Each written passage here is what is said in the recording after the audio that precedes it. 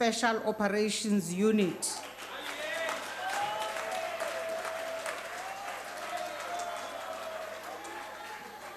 Where is the Honorable Cluster Yonge? There he is. Welcome to Parliament. Welcome to the Parliament you fought for.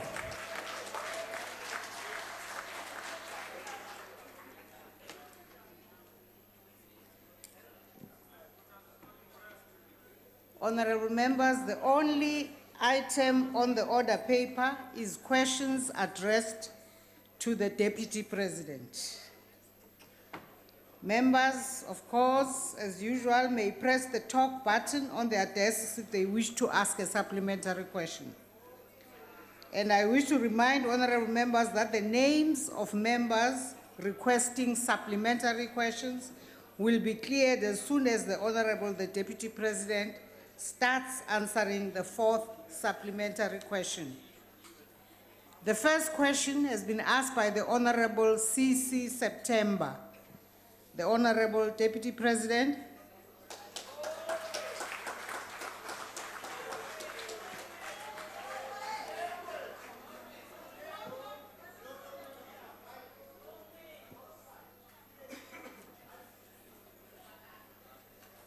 Thank you, Speaker, for the opportunity. Honorable members, the lot and the plight of young people remains foremost in our efforts as a country to radically and economically transform our society. As Madiba taught us, that, I quote, "Overcoming poverty is not a task of charity, it is an act of justice. Like slavery and apartheid, poverty is not natural. It is man-made, it can be overcome and eradicated by actions of human beings. Sometimes it falls on a generation to be great," close quote. We want young people to become Madiba's anti-poverty generation. Ours as a government is to help young people to realize their dreams. In all we do, we must put young people first. The future is theirs to inherit. We must provide them with the necessary tools to ensure that we unlock their latent talent that will allow them to carry themselves by the weight of their own bootstraps. For we are acutely aware that young people crave opportunities, that they are afflicted by their given family conditions, that they are what they are by mere accidents of birth, born into social constructs that keeps them trapped in conditions of poverty and unemployment, and chained by the accumulated burdens of our past. We are determined to enable the youth to rise by the sheer weight of their talent and determination. In this regard, Madam Speaker, let me start by emphasizing the importance of special measures to support young people and women so that we unlock the enormous resource that is often underutilized and which can help us grow and transform our own economy. Key among such measures is industrial funding to youth and female entrepreneurs. I've been informed that in 2015, in this very chamber, the Minister of Economic Development had set aside to the Independent Development Corporation to ensure at least 4.5 billion in funding be made available to women-empowered companies over a period of 5 years. To date, the IDC has exceeded that target. But it has not stopped. It is still lending more to women entrepreneurs. Similarly, a target was set for youth-empowered companies, also 4.5 billion over a 5-year period. We can report also that this target has been exceeded. The IDC funding to women and youth-empowered businesses has also crowded in private sector funding, bringing much-needed financial capacity to a new class of South African entrepreneurs. The measures we are taking through partnership with the private sector on the YES initiative, as well as our own efforts as government to scale up internship opportunities, is beginning to provide our young people with the real opportunities, though we must scale this up so that more young people and female South Africans are included in the economy. We're also addressing the structural constraints that continue to impede on participation of more women and youth in the economy. The Competition Amendment Act, which was signed by the President 2 weeks ago, is just one example of legislation that is directed at increasing participation and investment in our economy. This law directly responds to the need for a more inclusive economy in which women, young people, small businesses, new entrants, and young innovators can enter the market and thrive. As government, we have recognized that we require a more robust process of skilling the nation through targeted investment in innovation,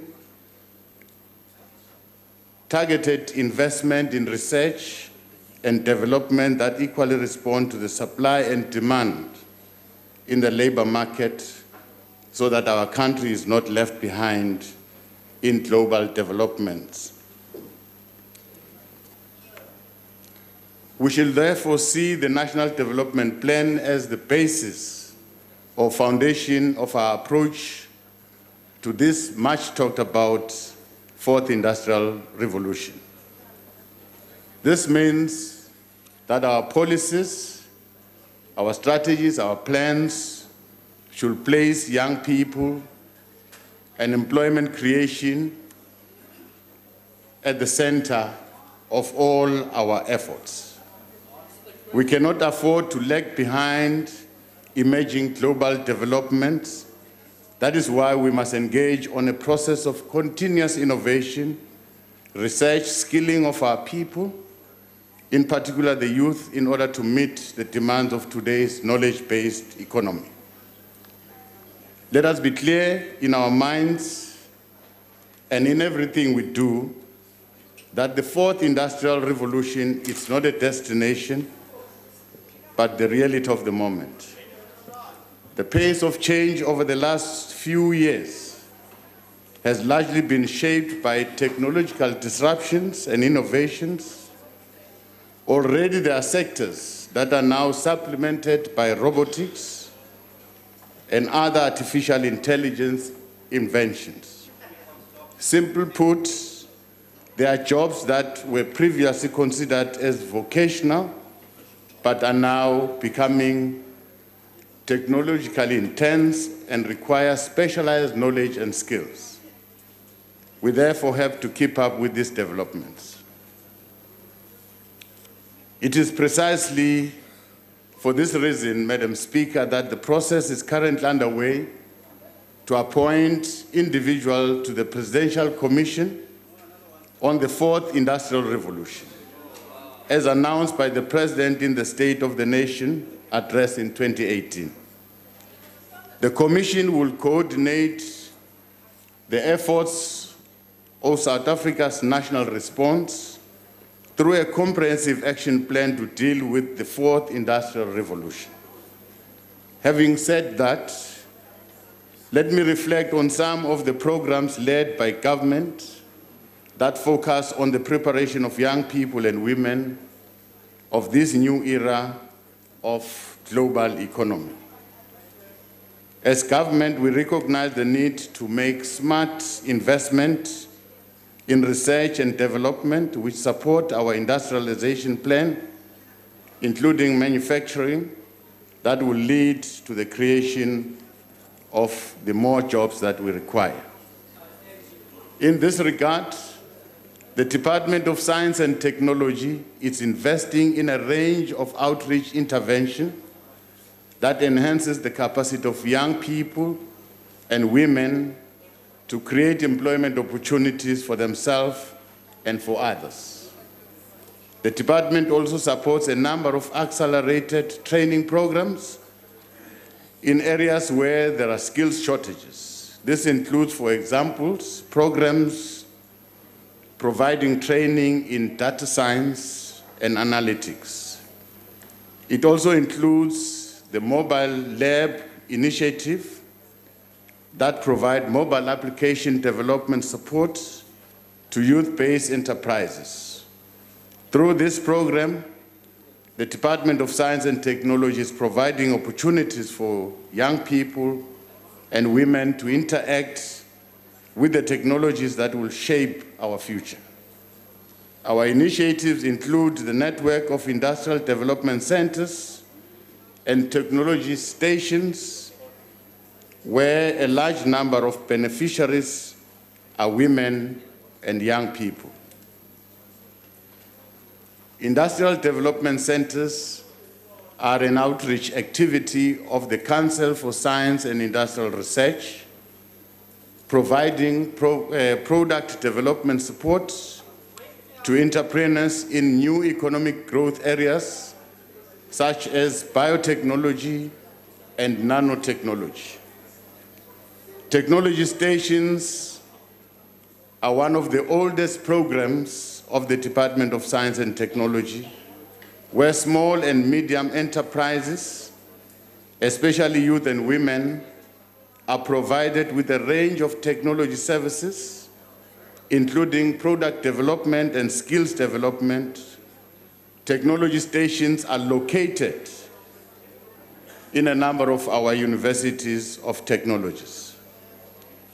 Through the Department of Telecommunication and Postal Services, government is forging partnership with key industries in the information communication and technology to implement programs that prepare our youth for the fourth industrial revolution.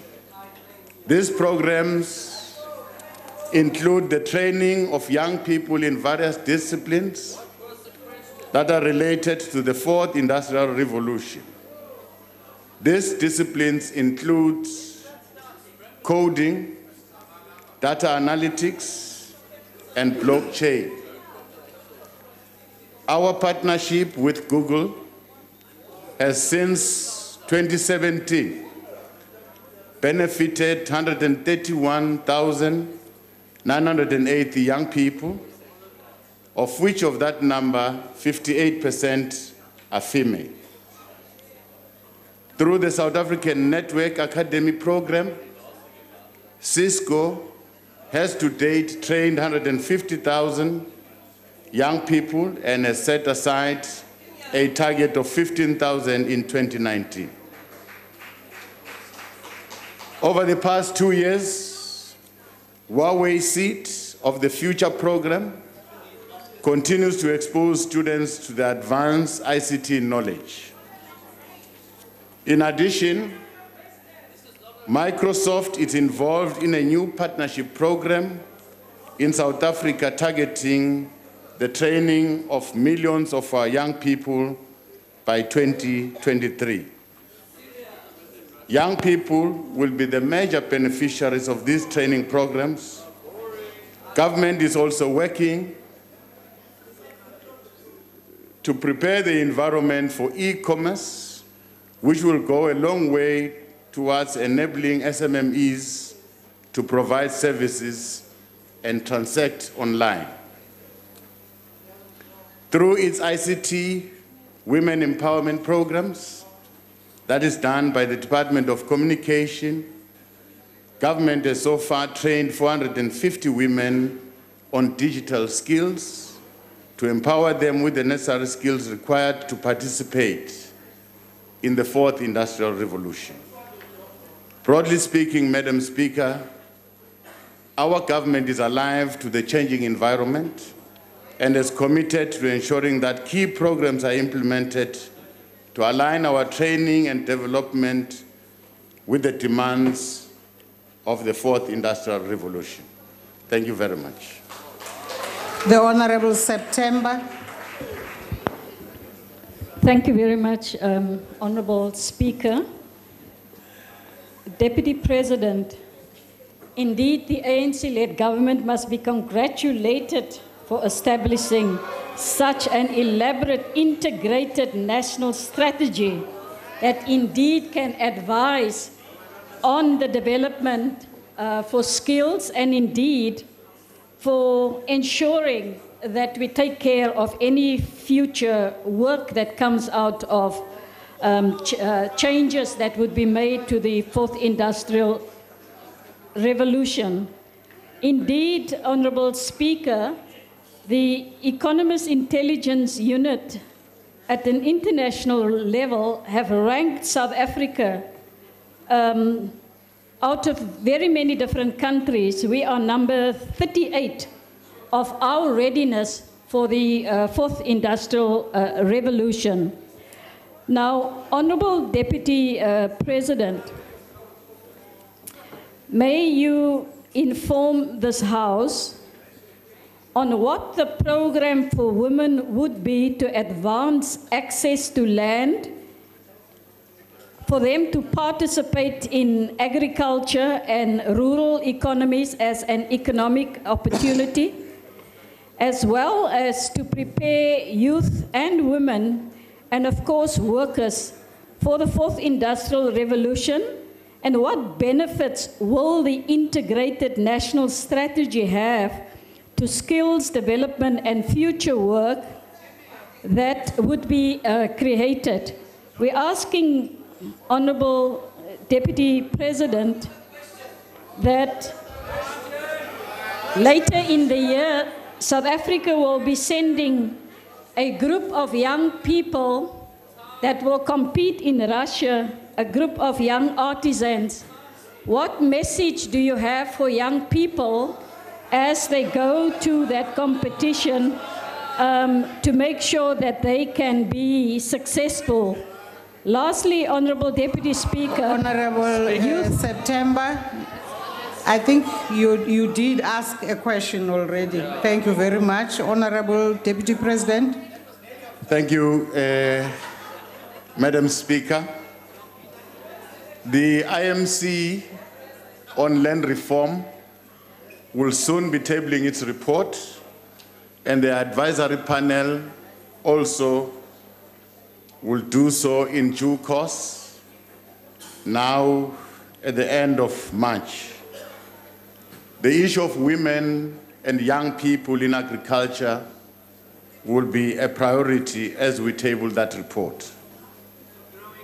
The view from the IMC is that we must open opportunities for young people, open opportunities for women to enter agriculture and be productive and be supported by government. So let me not preempt that report. The report will be tabled. Our message to young people is that it is their time. They must take this advantage to learn and to support their own country. They can only make their meaningful contribution if they've trained, they've got skills, if they attended schools, because that's when they attend school, that when they will be exposed to new knowledge on how best to turn our country for the better for all of us. Thank you very much. The Honorable Steenhuisen. Thank you very much, Madam Speaker. Deputy President, I'm sure you'll agree with me that one of the first and most basic requirements for any industrial revolution is, in fact, electricity, something which you glossed over today. That being said, South Africa faces a crisis of epic proportions. 10 million, almost 10 million citizens are unemployed.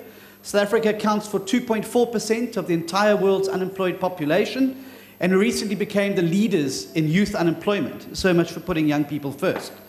Now, you've outlined a number of programs and interventions today, but it is common cause that bad ANC policy decisions and terrible job-killing legislation are the real reasons why we don't have employment in South Africa.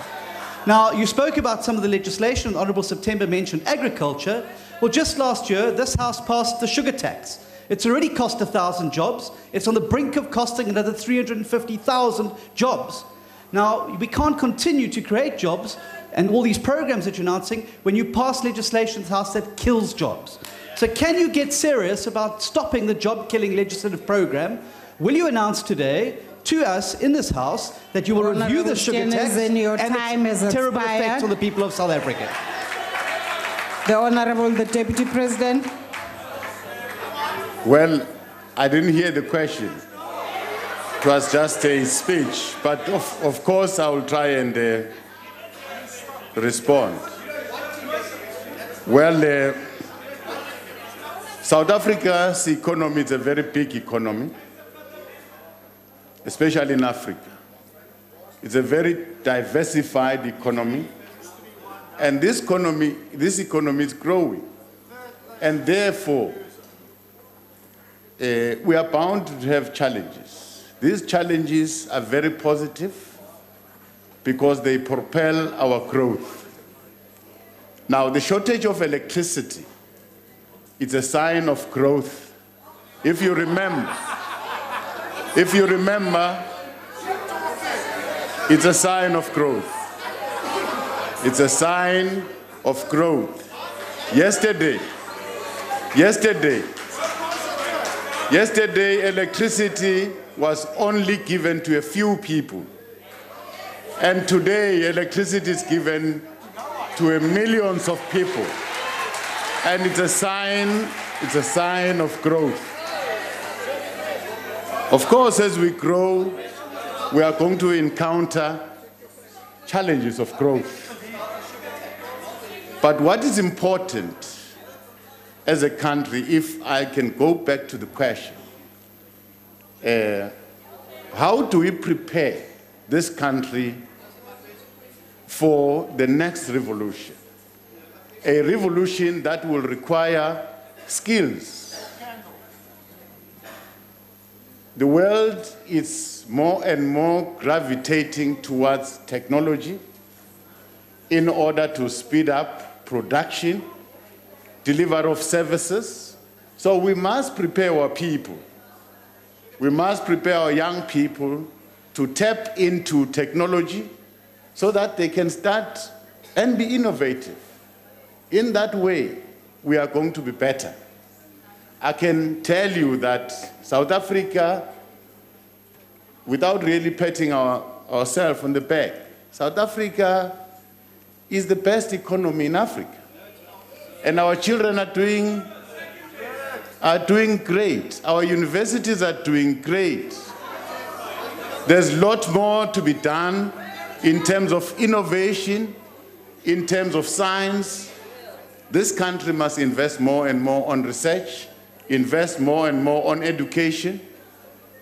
And I think we're on the right track. Thank you very much. The Honorable Madam Speaker. Reverend Mishwe. Madam Speaker. What are you rising on? Rule 1423. I asked about the sugar tax. No, the Deputy President has not answered the question. Honorable Steenhuisen, I asked him please take your specifically seat. about... But, Honorable Madam Speaker, Steenhuisen, take your seat. We now proceed to the next Doesn't have an answer, supplementary that- question. Honorable Reverend Mishwe. Thank you, Speaker. Deputy President, the ACDP believes that in order for government to create decent jobs, they should create an enabling environment for small businesses to thrive. Key to this is energy security and policy certainty. Erratic energy supply in a country hampers new investments, economic growth, and job creation. What is government doing to address the lack of jobs for youth and women? And what programs will government introduce to ensure that job creation is not hampered by the absence of energy security? Thank you. The Honorable Deputy President.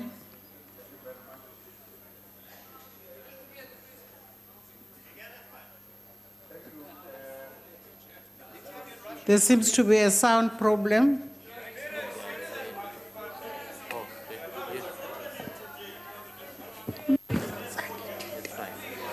Please The proceed. sabotage? Okay. Thank you. Well, the problem of unemployment in South Africa is very huge. Government has created some public employment programs trying to address the low-skilled young people and unskilled young people that did not have an opportunity to go to school. There's that group of young people that still need to be skilled, to be trained, and be given a job. Hence our expanded public works program. Of course, universities, our TVET colleges are training young people on vocational skills that are required by our economy. And these colleges, they used to be called TVET colleges. Now these colleges are really training and are partnering with industry so that from time to time, those young people who are in these colleges are exposed to the world of work. They do their internship there. And I'm sure gradually, our training is going to be upscaled. And those who are in universities, you can see the enrollment is shooting up. That means more and more of our young people are now taking keen interest in education. That would make their chances of finding a job better. The question of unemployment is a reality which we must all grapple with. It cannot be a problem of government alone. SMMEs, we agree that they are very important in any economy. Very important, that is the base of any economy. And they're very important in giving those 2, 3, 5 jobs. Now, it's important for government to support SMMEs. In this very government that is led by the ANC, a Department of Small Businesses was created with the focus of supporting small, medium enterprises because we are aware of its importance. Its importance, these 5, 10 jobs, very important. Now, over time, we have realized that there are bottlenecks, there are constraints that are surrounding SMMEs. Hence, the amendment of the Competition Act.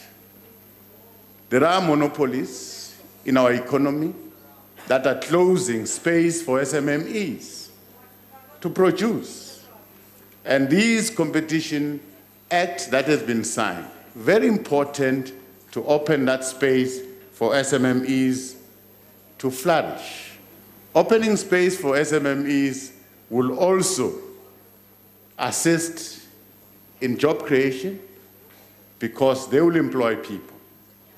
But it will also assist in strengthening our economy, expanding our revenue base as government, because those small SMMEs will pay tax, so our tax base as government is going to increase. Definitely, all efforts are geared towards fighting unemployment, supporting SMMEs, but in the process, the world is changing. The way SMMEs are producing goods and services, it must change. They must be fast. They must be supported technologically so that they move with time. That is very important. Thank you very much. The Honorable Kubisa.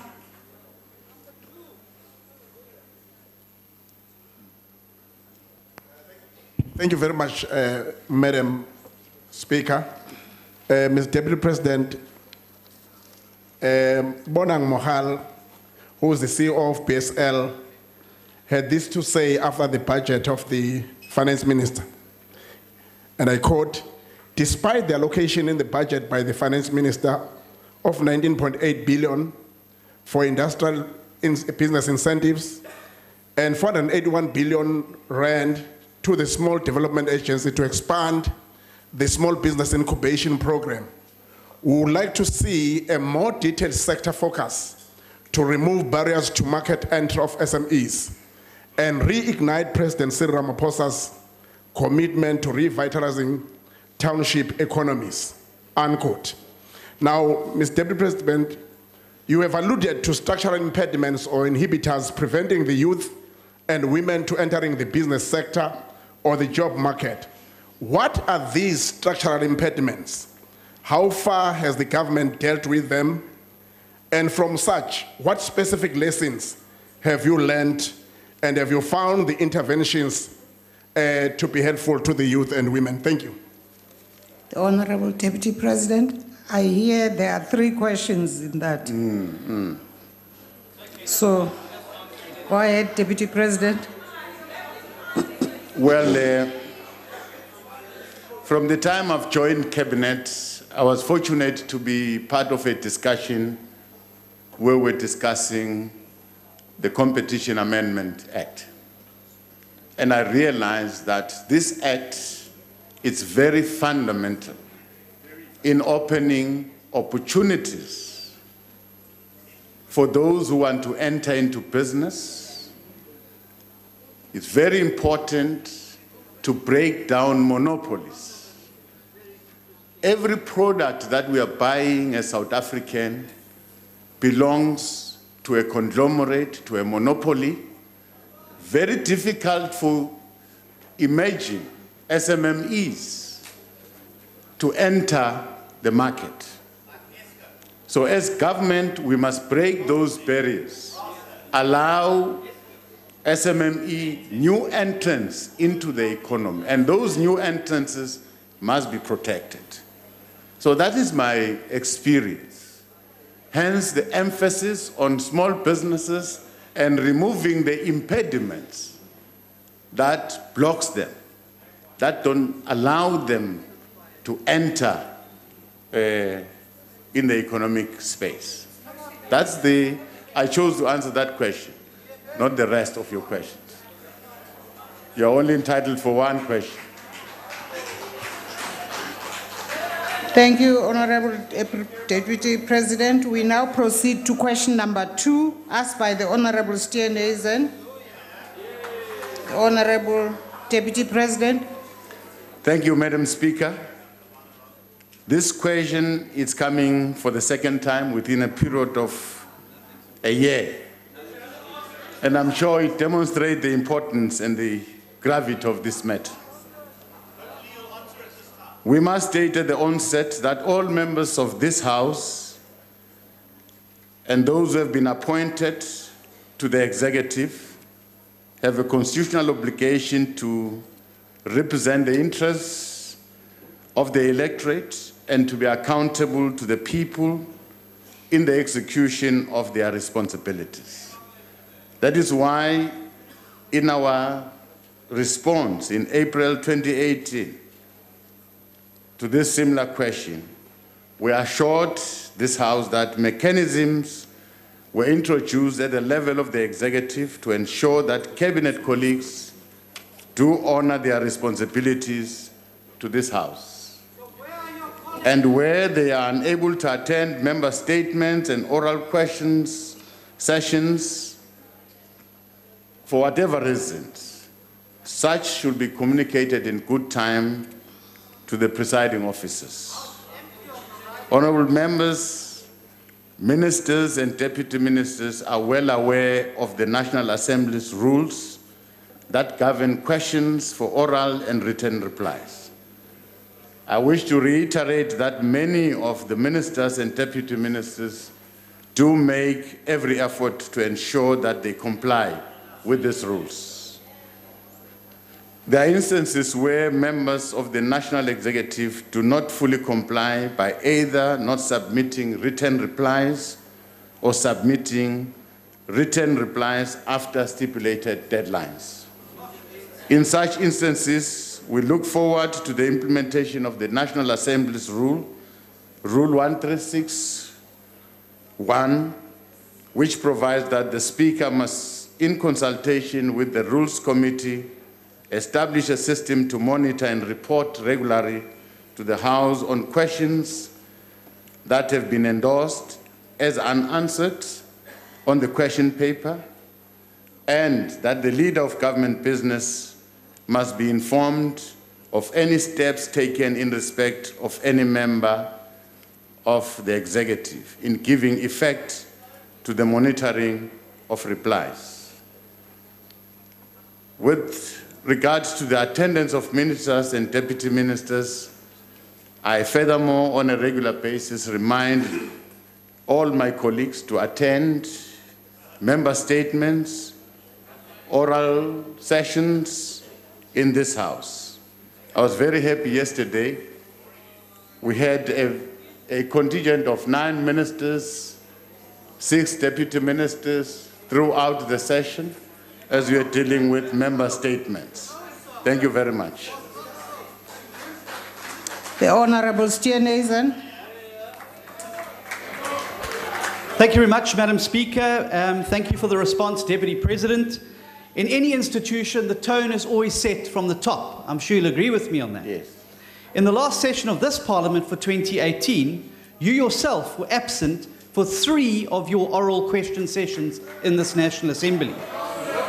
These sessions are not only a requirement in terms of our rules, and you've quoted very extensively from them, but they're also a constitutional requirement in terms of Section 92(1) of the Constitution, which says that you and your cabinet colleagues are accountable collectively and individually to this House for your actions. Now, I'm sure that you would agree with me that it sets a very bad tone to ministers and deputy ministers when a senior office bearer like the leader of government business himself misses 3 of its oral question sessions, denying us the opportunity to hold you accountable. Now, the reason we were given by the President in Parliament was that you were ill. So imagine our surprise when a few days later, a spokesperson in your office said that you were not ill, but you were in fact on sick leave in Russia. So can you take the House into your confidence today about why you missed those sessions at the end of last year? Thank you. Honourable Speaker. Is that a point of order? It is absolute point of order in terms of Rule 92. The Honourable Speaker. Deputy President, you are allowed to take a seat. Honourable Speaker, there is a personal reflection in terms of the person of the Honourable Deputy President. Yes, it is that this number of meetings and so forth and absence and whatever reasons were given, the whole substance of it is a personal reflection. We suggest, therefore, Honourable Speaker, if we may be heard, opposition ought to be patient. We suggest that if there's anything against the good name of the Honourable Deputy President, it be done via the correct channel of a substantive motion, failing which the point is no longer an issue about a follow-up question to the question on the order paper. We suggest that you give a ruling or a considered ruling, Honourable Speaker, due respect. Thank you very much. I intend to check the exact words that Honourable Steenhuisen used and come back on that particular matter that you are putting forward. But do agree that indeed, if there is any reflection on the character of the Deputy President, that be submitted in the form of a substantive motion. I will now allow the Deputy President to reflect in the best way he can on what has been put to him. Honorable Deputy President. Thank you very much, Madam Speaker. It's correct, I was not in this House for 3 occasions when I was supposed to be here. And we communicated to the House our apologies in due course that won't be available to be present in the House. Now, in the first instance, I had to undertake medical treatment in Russia. And I said so in this very same House that I took medical treatment. And if any need arises, I'll continue to do so for the sake of my health. I will. Now, in the other instances, the 2 instances, I took a meeting with all the heads of state that are responsible for the South Sudan peace process. A meeting that was pre-arranged, and I could not absent myself. I was supposed to subject myself, these leaders of these different countries, Sudan, Uganda, Kenya, Ethiopia, they've made themselves available for this meeting. So I had to attend, and I gave an apology. Now, the 3rd occasion,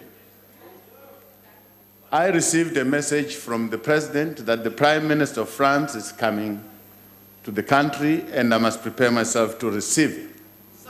And I indicated as such. Now, late hour on the very same day the Prime Minister was supposed to arrive, we got a message that he's no longer arriving. So those were the 3 occasions, and really it's not our intention to really undermine the House. We will not do that deliberately, but the House must understand that in certain instances we've got certain duties that we do outside this House. Thank you very much. The Honorable Maseko.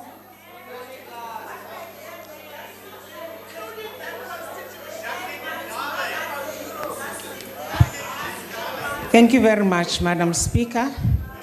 And thank you very much, Deputy President, for your response and the efforts that you have taken to ensure that ministers are accountable to this House, as you have explained in your response.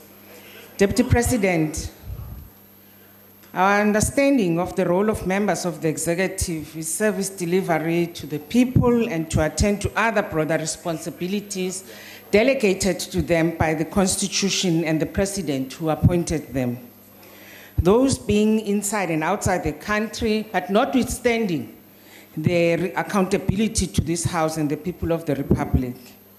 The issue of the questions to ministers is supposed to be educative and also to articulate the government's policy and ensure its implementation to the nation on issues of service delivery and many others that they are expected to. So, Deputy President, is it not that we need to look at the quality instead of the quantity of those responses, and expecting ministers to attend each and every sitting of this House when they have other delegated responsibility? Honorable Maseko, your time has expired, and I haven't heard a question, by the way. I'll allow you to ask a question. Deputy President, is the issue of, don't you think we should be more qualitative than quantitative on expectations of the questions that are asked to the ministers, and not expecting ministers to be here each and every day of the sitting? Thank you. The Honorable Deputy President. Thank you, Honorable Speaker.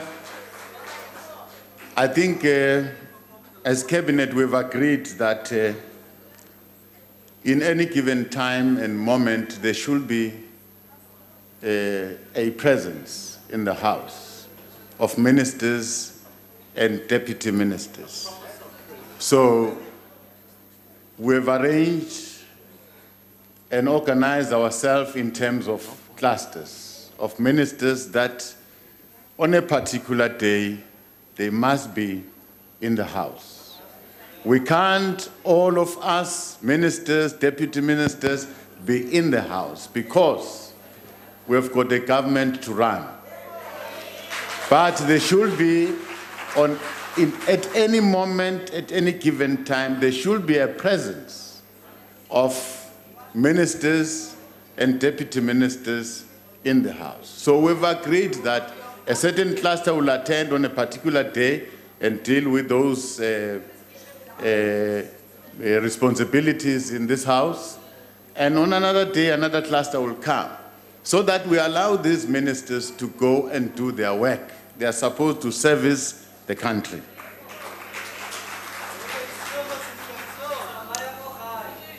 Honorable Mkalipi.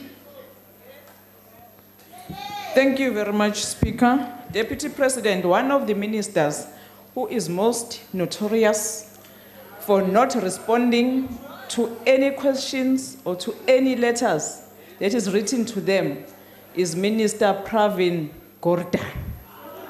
His arrogance and belief that Objection, order.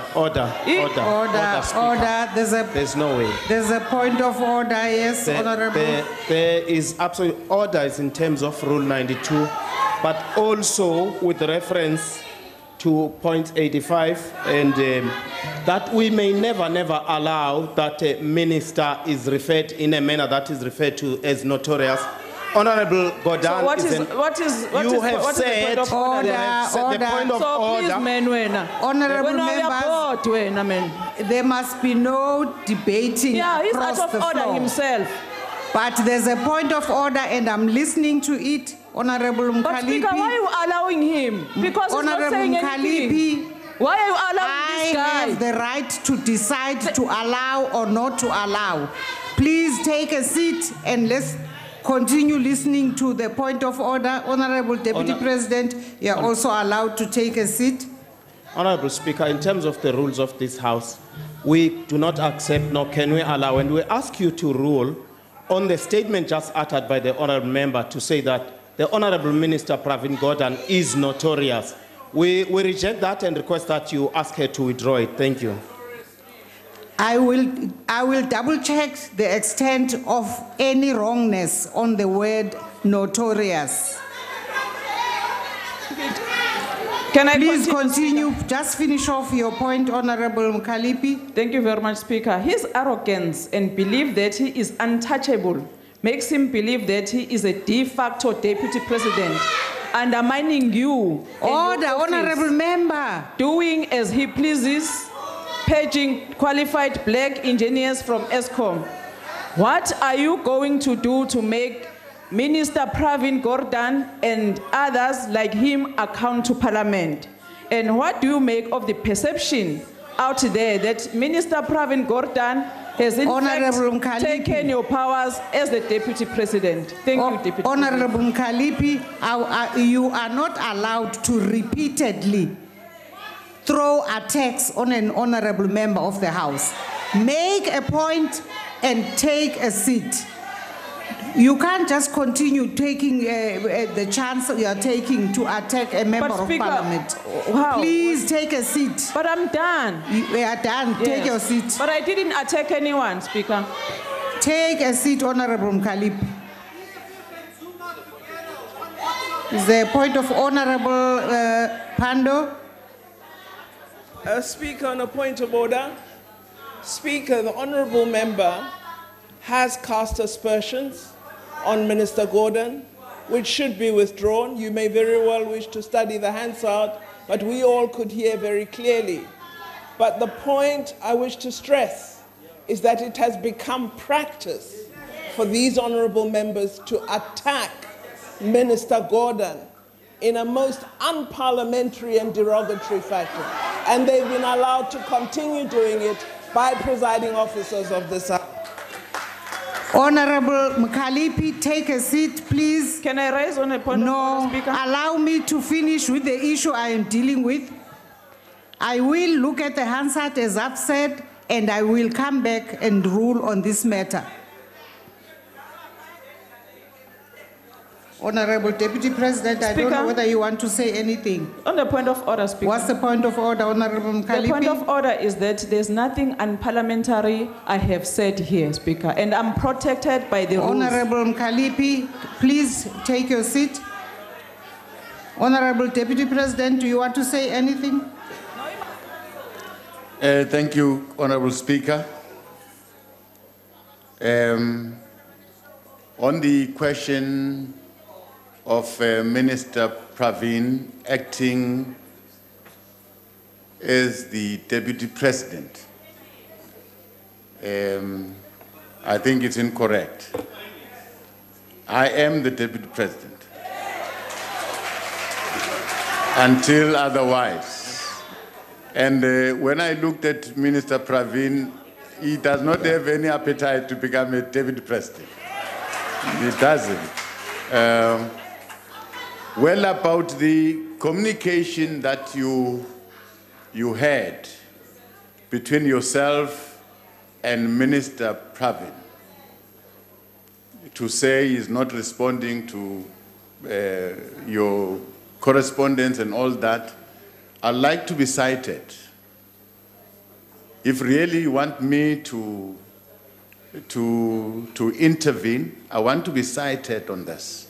Because we hear these things out there, but correctly in the House, there are certain procedures that are followed. If really you are dissatisfied about a minister not responding, and the Speaker is here, and I'm sure honorable members will always respect one another in this House. You are very honorable, so we must be honorable in the way we do things. Thank you very much. The Honorable Esterhazen.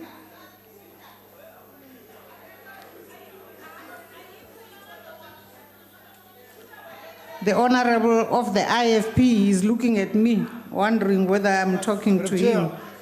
Madam Chair, maybe I pressed premature. I pressed for the next question. Oh, I'm sorry. Okay. In that case, then, if Honorable Steenhuisen, unless you've also pressed by mistake. No, I'd never miss an opportunity to press on purpose. Madam Speaker, thank you very, very much. In relation to the Deputy President's reply about these issues that came up, like this visit to the French President, etc., and the responsibilities that he gets at the last minute. The problem with that and the explanation that he's given is that, in fact, as you would know, Madam Speaker, the Programming Committee decides the slots for the Deputy President's attendance in the House by consensus with his own office way in advance. So it's simply not right for him to say he's got other commitments that occur. What can the Deputy President indicate to us whether he is going to consider implementing financial fines for ministers who don't attend when they're supposed to attend without proper excuse? Honorable Deputy President. Well, I'm given another responsibility that as an individual I can stand up and say, I'm now fining you for not attending. Well, I've not thought of that. Well, maybe I'll think about it, but I've not. Then what do I do with you if you're not a member of the executive? So you are free to do as you please. It's unfair. It's unfair. Thank you very much, Speaker. We move to question number 3 of the Honorable Shivambu. Honorable Deputy President. Thank you, Honorable Speaker.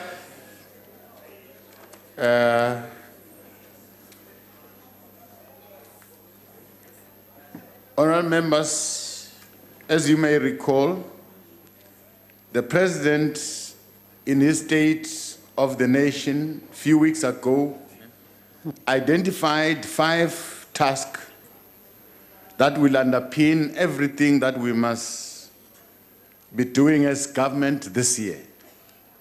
He indicated our history demands that we should improve the education system and develop the skills that our country needs now and in the future. In this regard, the President indicated a significant policy intervention in the area of education to reflect preparation and adaptation to the demands required by the 4th Industrial Revolution.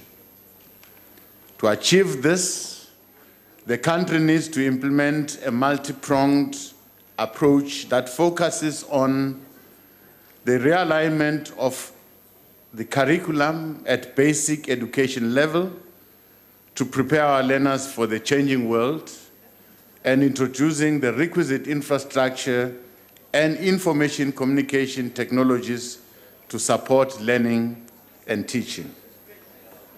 Implementing targeted intervention at higher education level to respond to changing future industry needs in the age of the 4th Industrial Revolution. Partnering with the private sector to ensure that training and skills development programs produce the necessary relevant skills that are needed by the economy. Investing in research and innovation to drive industrialization in a changing world. In this instance, our universities must play a leading role. In line with the government's framework for skills for a changing world, training of both educators and learners will be expanded to respond to emerging technologies, including Internet of Things, robotics, artificial intelligence. Several new technology subjects and specialization will be introduced, including technical mathematics, technical science, marine science, aviation studies, mining science, aquaponics, a combination of aquaculture, hydroponics, to name a few. To expand participation in the technical streams, several ordinary public schools will be transformed into technical high schools. More importantly, government will continue to invest in the necessary learning infrastructure and information communication and technology. As honorable members would know, the President articulated that over the next 6 years, government will provide every school child in South Africa with digital workbooks and textbooks on a tablet device. Already 90% of textbooks in high enrollment subjects across all grades and all workbooks have been digitized. These schools that have been historically mostly disadvantaged and that are located in the most poorest of our communities, including multi-grade, multi-phase, farm and rural schools, will be the first recipients of these devices. At a tertiary education level, government, through the Department of Science and Technology, makes a major investment in the training of masters and PhDs in the full range of technologies that underpin the 4th Industrial Revolution. This includes artificial intelligence, as we've said, robotics, cybersecurity, additive manufacturing, blockchain, Internet of Things, biotechnology, and nanotechnology. Such programs will enable talented young people and women to help shape a human-centered fourth industrial revolution. The Department of Higher Education and Training is also in the process of pulling all ministers that are involved in a ministerial task team with expert participation from academia, industry, innovation and research, as well as from government departments such as trade and industry, basic education, science and technology, into a team that will be looking at implementing all these innovations.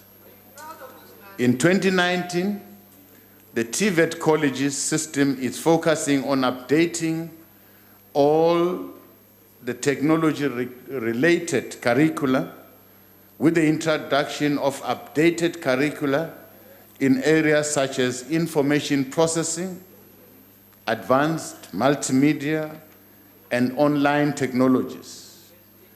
From January 2020, updated curricula will include Internet of Things as a significant part of life skills curriculum in the National Certificate of Vocational Qualification, with further revisions in information technology and computer science program, which will equip our students to engage in problem-solving solutions using technologies that are easily and readily available. A major part of the preparation for the delivery of the updated curricula will involve the training and upskilling of lecturers to deliver this curriculum. Therefore, we remain acutely aware that as an entire industry adjusts, many occupations are undergoing a fundamental transformation. While some of the jobs are threatened by redundancy and others grow rapidly, existing jobs are also going through a change in the skill sets that are required to do them. However, the nature of the labor that is required is likely to be more skill-intensive and knowledge-based, which will then could exacerbate the structural unemployment program. We therefore need to keep up with the global developments in the information and technology space in order to make the right policy choices at the right time. Finally, we believe the work of the Commission on the Fourth Industrial Revolution will provide further guidance on how, as government, can address the issues relating to massification of skills at society level, curriculum innovation at school level, digital literacy, reskilling the youth, and the development of innovation capabilities. Thank you very much. We have been informed that in the absence of Honorable Shibambu, the Honorable Mente will take charge of the question and the follow-up. Honorable Mente. Thank you, Speaker. Deputy President, I listened to your first question. It was more or less the very same question. And the promises that you are making now in the answer of this question. Number one, you speak of the Microsoft relationship you are having, which will kickstart in 2023. Now you are giving us promises of information loaded on devices that will be delivered to schools 2020, 2021. Let me give you the current status. The current status is that 15,000 schools do not have computers. 14,000 schools are not connected to internet. And only 452 teachers are competent in technology. That's the current status. Yes. Now, you speak of the imbalances of the You are now left with a minute to ask a question. But you're disrupting me. You speak of the imbalance between the skill and what the job market is looking for.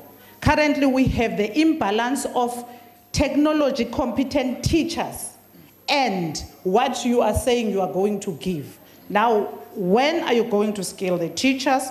How many are those devices? When are you going to connect the 14,000 schools? Is that going to happen this year before you deliver the devices? Thank you. The Honorable Deputy President. Thank you very much. I'm sure all the interventions that I've mentioned, this will not happen overnight. It's going to be a process of reskilling your teachers, updating your workbooks, introducing, as I've said, that the workbooks, some of the workbooks have been digitized. Now, some of the schools in Gauteng are already using tablet devices. So, this is a process, and we should not be frustrated about it. It's in motion because the nation is in motion.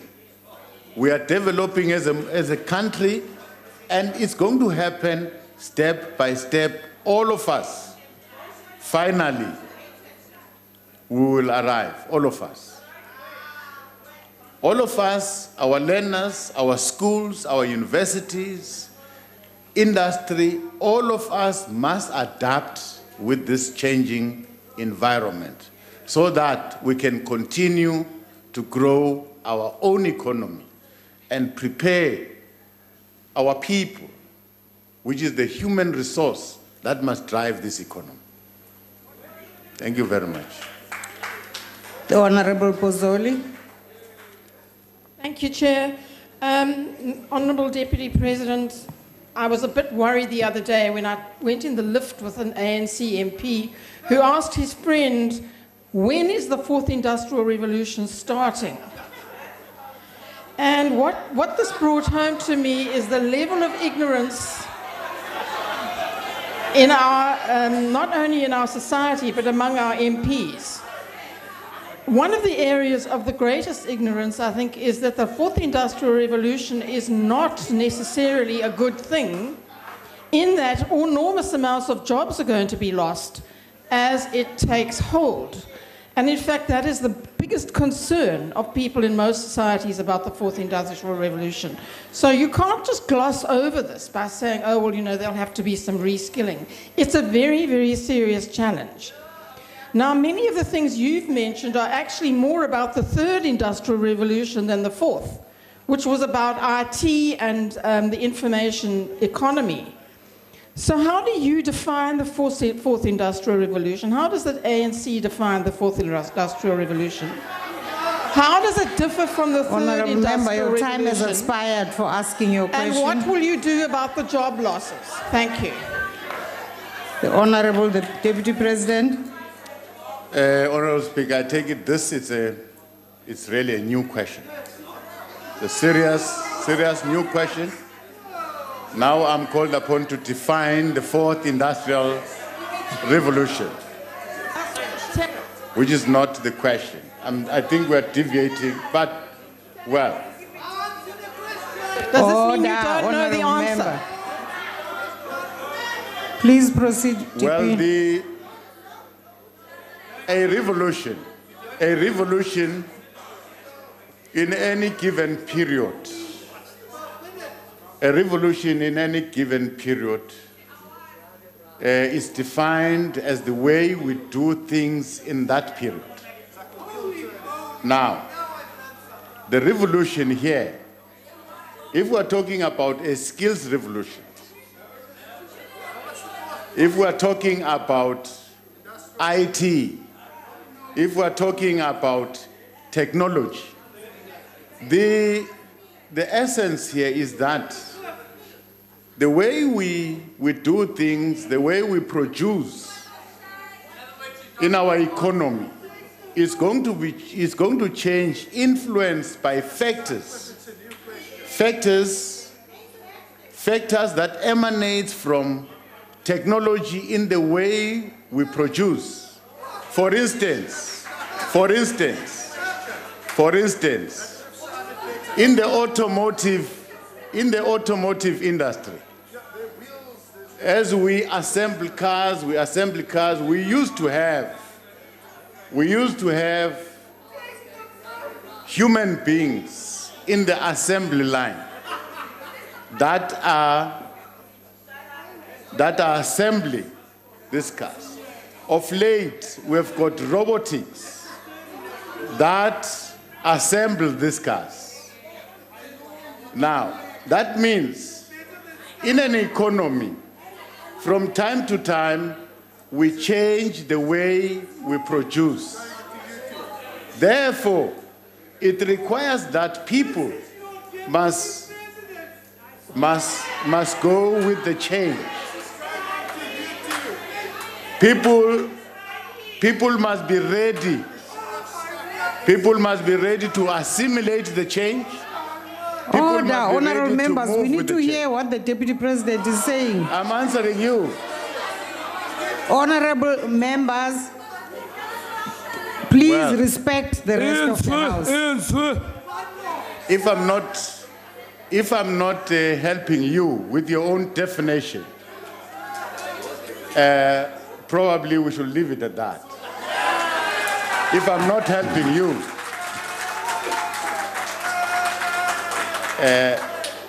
if I'm not helping you to define a revolution, but I can say, in terms of us saying we're preparing for the fourth industrial revolution, I can say we are in that revolution as we speak, because we are changing the way we do things. We are preparing our learners to change. That's it. Thank you very much. The Honorable Kubisa. I thank you very much, Madam Speaker. Mr. President, let's say we are dealing with South African learners. And in the past, I indicated that we have some people or the youth from other African countries who come here, but they are skilled. Now, within policy, at what level perhaps would you wish to see our African learner vocationally and technically equipped to start his own business in case he or she were to drop out of school? And I'm saying this because there could be other factors militating against his or her progress to continue with schooling. Perhaps at what level? Can you repeat your question? The President, we have a learner. Mr. Deputy President, we have got a learner, a South African learner, that we are equipping, giving him or her skills. It may happen that on the way he or she drops out.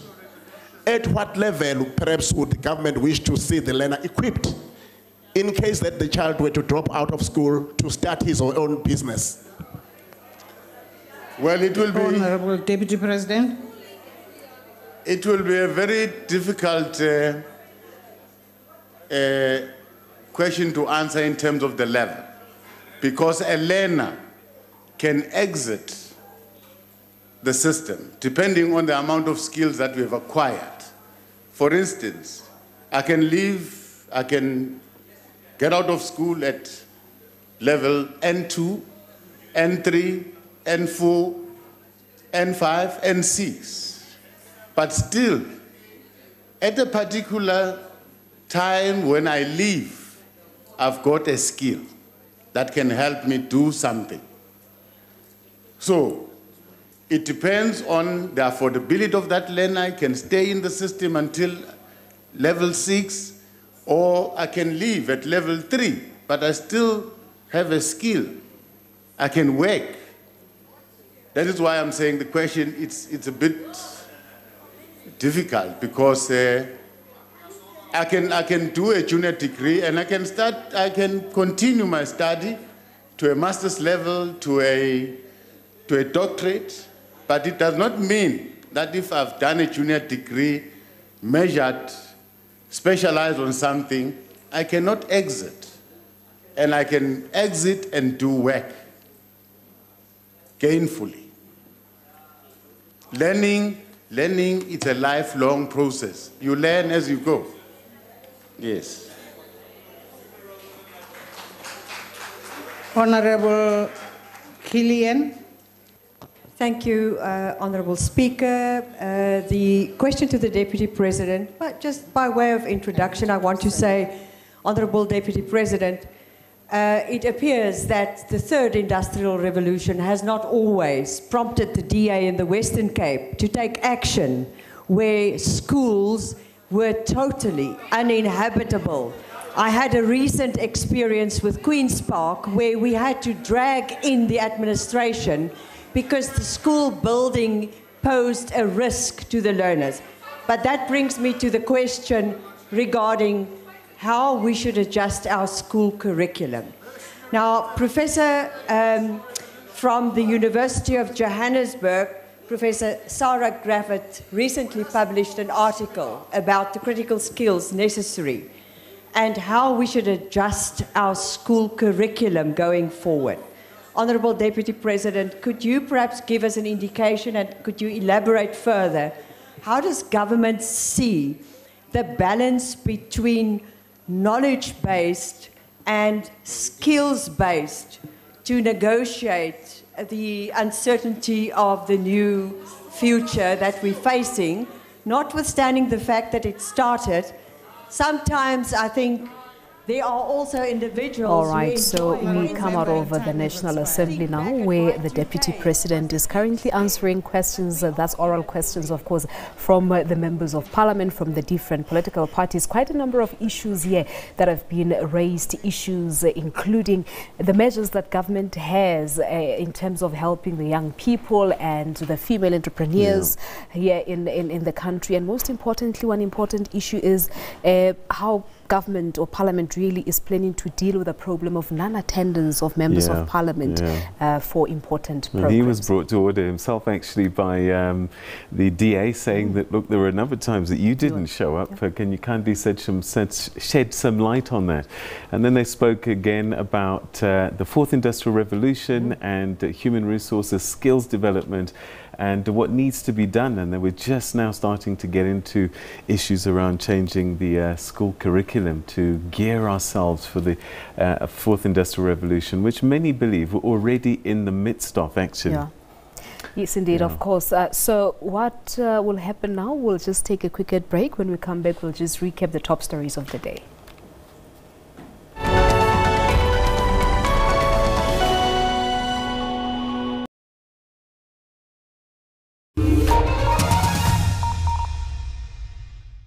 Tandega, her weird family and cray-cray friends bring you another cheeky season. Everything new, brand new.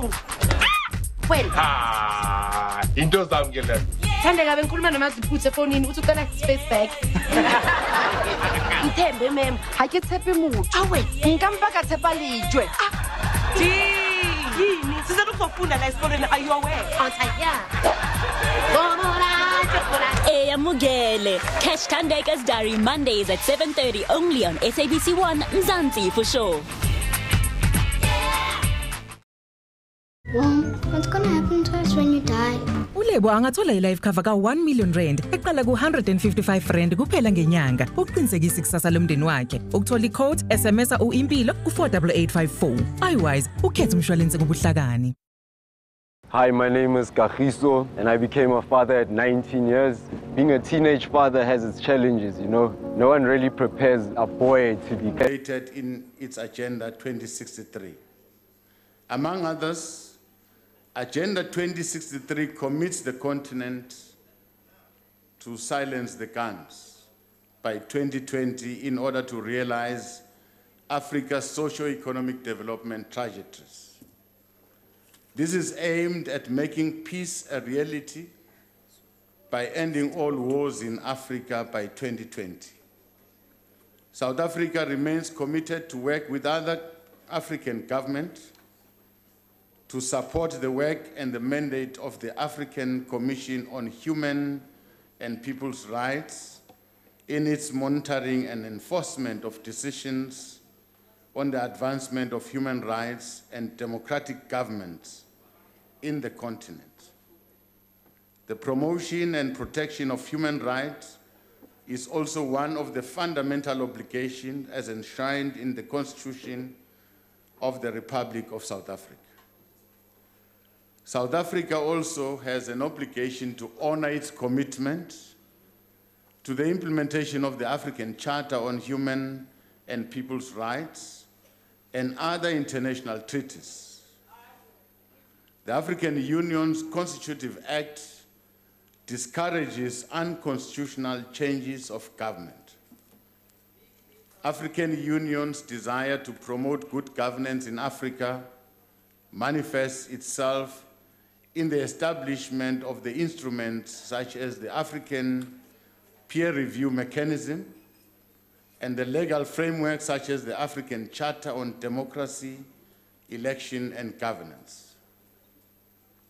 South Africa's involvement in the South Sudan peace process has been undertaken as part of our country's commitment to make a meaningful contribution to finding African solution to African problems and ensuring that the creation of a peaceful and prosperous continent. In this regard, as the President's special envoy to South Sudan, we held several consultations with the leadership of the Intergovernmental Authority on Development, shortly known as IGAD.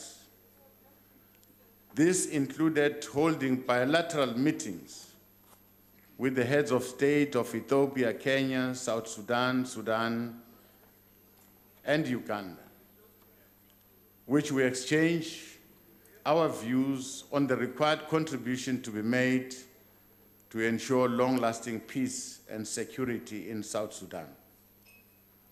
In this regard, Honorable Speaker, we must commend the contribution that has been done by IGAD leadership in facilitating the various stages of this peace process, including the signing of the Revitalize Agreement on the resolution of conflict in the Republic of South Sudan, which was signed on the 12th of September 2018. Furthermore, we emphasize South Africa's position regarding the need for the people of South Sudan to be allowed to engage in a dialogue in deciding their country's future, and that efforts by external actors should be geared towards providing the necessary resources and support needed to ensure successful implementation of this agreement. One of the key issues that are being raised in providing support to South Sudan government and all the signatories to the agreement in terms of resourcing of all committees and structures provided for in the agreement. Honorable members will be aware that in terms of the agreement, the transitional government will come into effect in April 2019. And that will pave the way for the drafting of a new constitution and holding of democratic elections. These processes require both financial and human resource support, as well as humanitarian assistance. South Africa has committed itself to walk this journey with the government and the people of South Sudan. We are pleased that the warring parties in the South Sudanese People's Liberation Movement have finally found each other and are recently signing a reunification agreement. This will bring the much required cohesion in that country. So our intervention and the intervention of IGAD is starting to bear some fruits.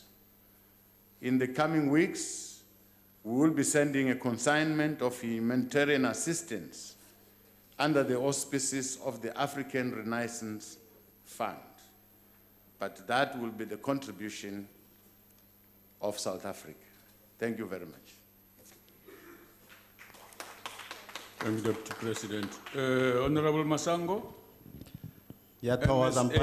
Ngiyathokoza mphathi Nrambe. In 8 ga May zenza bonyana bogalajane ingati ke bathi khamu tlhotla no tlabalala ba dormokar ke mthengu siyathokoza umberego omuhle owenze eSouth Sudan wokubahelebha ukurarulula umraro wezepolitiki umbuzo enginawo ukuthi njenge special envoy kanye neAfrican Union nizokwenza noma nilethe gandelelo bani bonyana ubuholoba buhloniphe imvumelano ezihlikihle etafuleni zombanganaga respect for the sanctity of agreement. Thank you. Deputy President. Thank you, Deputy Speaker. It's a very critical question because as we are speaking, we're speaking about a revitalized agreement. That means the first agreement collapsed and we had to come again and revitalize that agreement. From our observation, the divisions were too intense and they were running deep. Tribal conflicts, they were running deep. Tensions between the warring parties running deep. But what is encouraging is that the key main parties have finally come to the party. What is remaining are smaller segments which are not really an issue in the broader scheme of things of that conflict. So we are confident that the agreement as it stands, it will be implemented. Now, those that have been outside the country, that have fled because of the fighting, finally came back, and there was that reunification process, which is proceeding. We must thank Uganda, we must thank Kenya, we must thank Ethiopia for their continuous support, because these people, when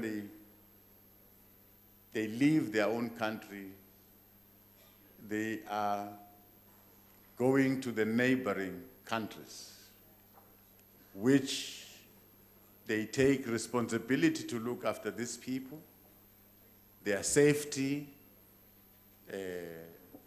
the food, everything.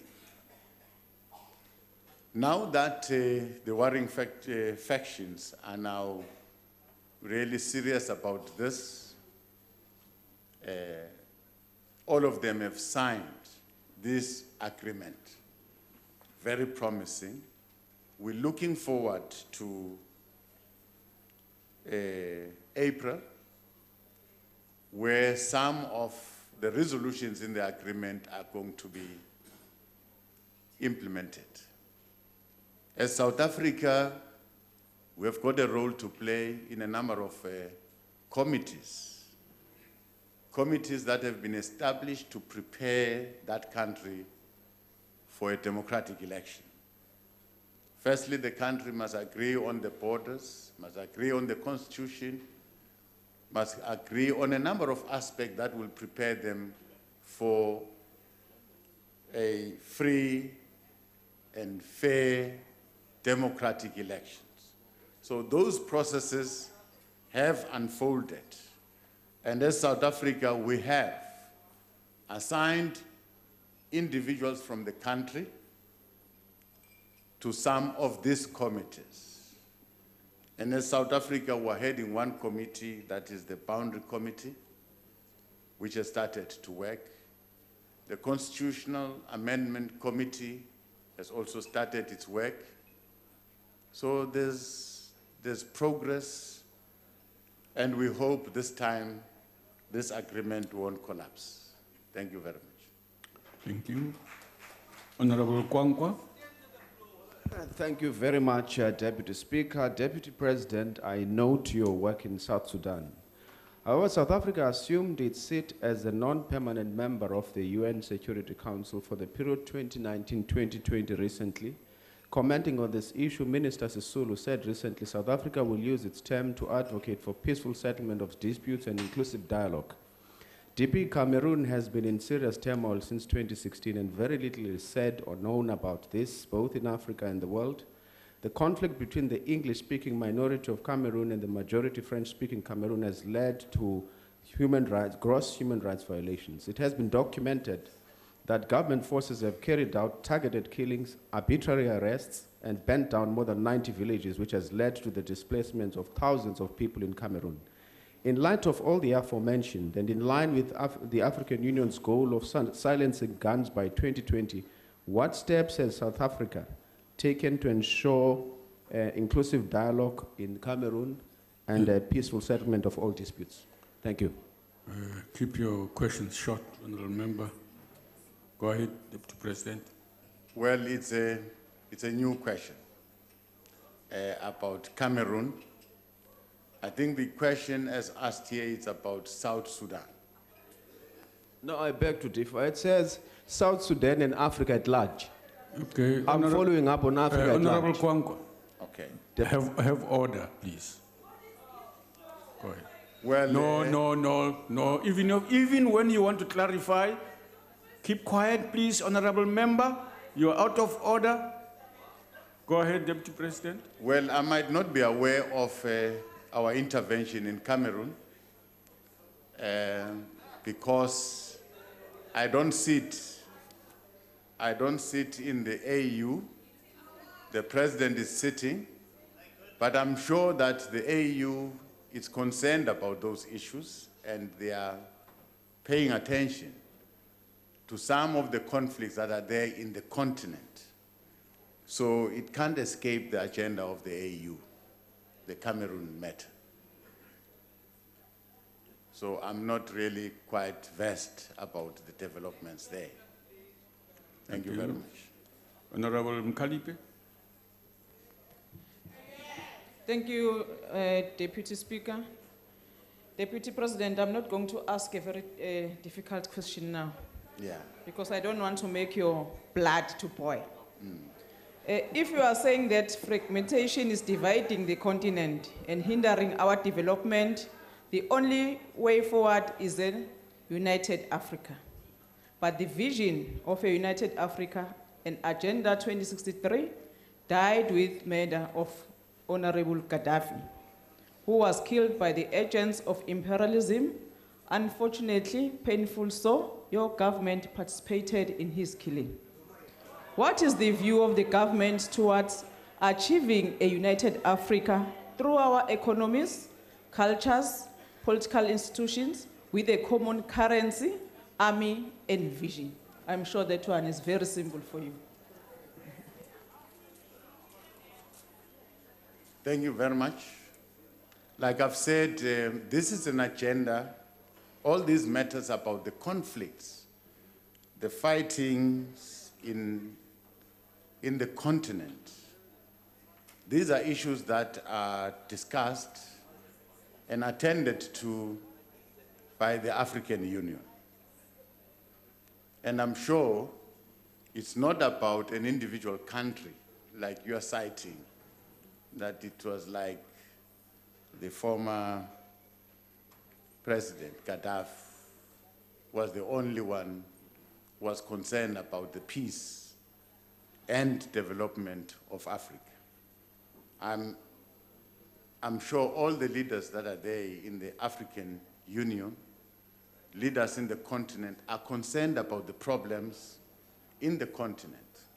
And they are investing a lot of time and resources.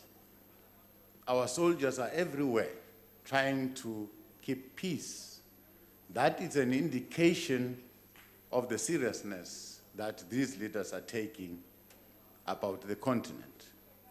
Remember, a number of people have died in these peacekeeping missions. So it's not really that the AU is not concerned about its own affairs in the continent.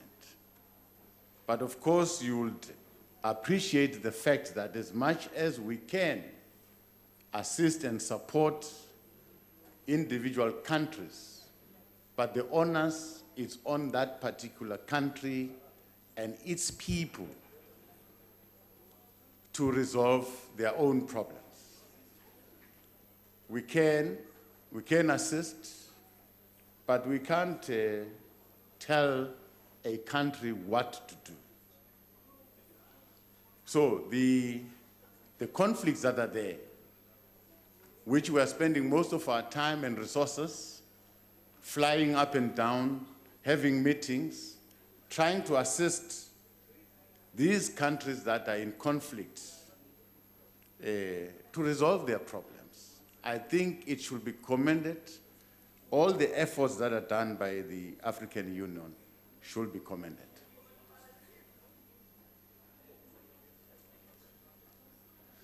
Thank you. Thank you. Honorable Kellyan. Thank you, Deputy Speaker. Mr. President, in your response, you emphasized that the rule of law is critical to achieving peace, security, and justice. However, South Africa failed to uphold the rule of law in the matter of President Omar Al-Bashir. And that is quite shameful, denying many Sudanese people their human rights. Notwithstanding, Mr. President, in your answer as well, you referred to the fact that previous agreements with regard to the revitalization collapsed. Now, what is different this time with you as the special envoy that South Africa has laid out in terms of conditions which are conducive to the implementation of that agreement? Deputy President. Thank you very much, Deputy Speaker. Well, nothing different in terms of the crafting of the agreement. The agreement currently is a bit more wider, probably very impossible to implement. It makes a very cumbersome government, allowing 5 deputy presidents, so that every warring group must be closed. That constitutes a transitional government, so that everyone can be in the house. That's the difference. The first collapsed agreement, there was a president and a vice president. All other parties were outside.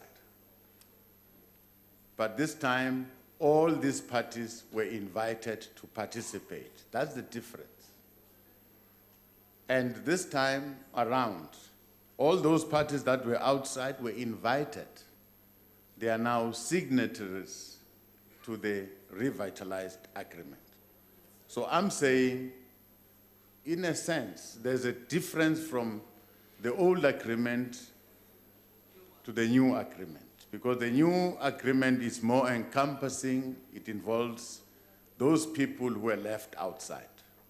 So we hope that there will be movement forward, because all the South Sudan parties are now together in a dialogue. That's the difference. What's wrong with Al-Bashir? I visited Al-Bashir. I meet him all the time. So there's nothing wrong with Al-Bashir.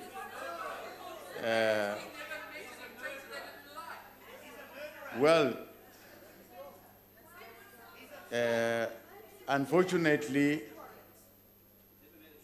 I did not understand the circumstances at that time about Al-Bashir leaving the country when he was supposed not to leave the country. So probably I cannot comment about a situation when I was not there. there should be people, qualified people who can answer on that. So I was not there. But in terms of the agreement, in terms of the current agreement, we're all confident that this time around we are going to implement it. Al-Bashir is not my friend, he's a president. Thank you, Deputy President. Honorable Ngwezi, to the Deputy President.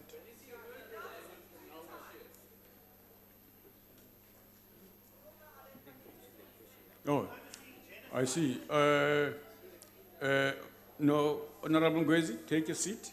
Honorable members, I move swiftly without stating that I'm moving. We move into question 5, asked by Honorable Ngwezi to the Deputy President. Deputy President. I realize that, Deputy Speaker, that you did not indicate that we're on the next question. Deputy Speaker,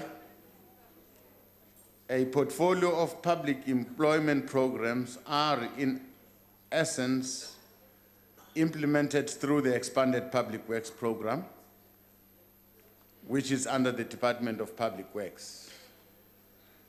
This is a nationwide government-led initiative that is aimed at drawing a significant number of unemployed South Africans into productive work in a manner that will enable them to gain skills and increase their capacity to earn an income or pursue opportunities in their sector of training. To participate in the EPWP program, you don't need any experience as a participant.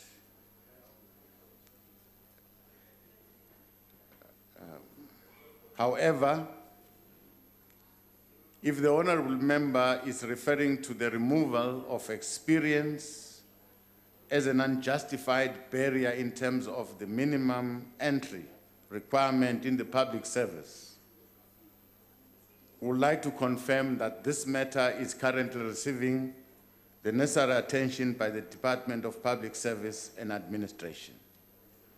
In the main, this is meant to fast-track recruitment of persons, especially young people, into the public service. The call made by the President on experience no longer being a prerequisite for entry-level jobs in government, it's a game changer, and it will see a decrease in the high unemployment of suitably qualified young people. We have seen in the private sector other similar initiatives that are also aimed at affording unemployed young people an opportunity of a first-time job. So we call upon our partners in the private sector to embrace this call. As for the implementation of this pronouncement, the Minister of Public Service and Administration has issued a directive to all government departments on its implementation, and the commencement date is the 1st April 2019. In terms of this directive, all departments are required to introduce a graduate recruitment scheme and to identify graded posts based on the need identified in the Department of Human Resource Plan and other service delivery improvement initiatives. The Department of Public Service and Administration will soon be undertaking roadshows to further engage with national and provincial government departments on the implementation of this necessary change. Thank you very much. Thank you. Honorable Njaisa. Sorry? It can't be Njaisa. Oh, Ungwezi, sorry. Ngixolele mfowethu. Ngiyaxolela. Asilwi mina nawe. Ngiyaxolela. Thank you very much, Honorable Deputy Speaker. Honorable President, Deputy President, I'm sorry. I wish first to commend the Minister of Labour for having been part of the IFP march that was held last year on 1 May, where the IFP actually, among the items in the memorandum was the issue of removing or the removal of the experience as a prerequisite on certain job entry levels. And we commend the Minister of Labour for having made all the contributions in that, and government also to pronounce itself on this matter. And I get your explanation that you are engaging now the private sector, which I think is a good move because the private sector has the biggest share in terms of the creation of jobs in this country. But now my question will be then to say, how soon can we see the results? You know, if you anticipate, I'm not saying give me the precise answer, but I wanted to say previously, please engage the private sector. Or are you in the process of engaging the private sector? Now you are, but how soon can we expect some result, especially with the engagement of the private sector? Thank you very much. Deputy President. Thank you very much. I think on the side of government, the directive will be with effect as from the 1st of April. Now, with regards to the private sector, the President initiated this move last year in 2018 when, together with business, the President launched the YES program. The YES program is meant to allow young people in companies to be employed for a period of a year without really requiring any experience, so that you afford them an opportunity to be experienced, they are qualified, they are employed for a period of a year, and during that period, they gain experience, so that beyond they can move forward, apply, and they are able to quote that experience that they had in that particular company. And this number of young people has grown. The private sector is taking more and more of these young people. The barrier here is this requirement of an experience for you when you apply for a job as a young qualified graduate. So I think the discussion with the private sector and the implementation of this program is already happening. Thank you. Thank you. Honorable Njaisa, cishe ngawungenisa ekuqaleni kodwa sokuyisikhathi sakho baba. Thank you. Thank you very much, Deputy Speaker. Honorable Deputy President, I know that the department and government officials have got a tendency of not observing the rule. They may not even observe that directive that has been issued. I just want to check with you, therefore, that whether you have got any plans to deal with the culprits that may not implement the call that has been made by the President. Thank you very much. Thank you, President. Like I've said in the response here, that the Department of Public Service and Administration will take a roadshow. They will visit national and provincial departments to see to it that this directive is implemented. Where there are hiccups, they will help those departments to unlock those blockages. So the department will do that to ensure that all government departments adhere to this directive. And it's important to note that it is a particular department that must declare, must grade certain positions in that department that will not require that experience.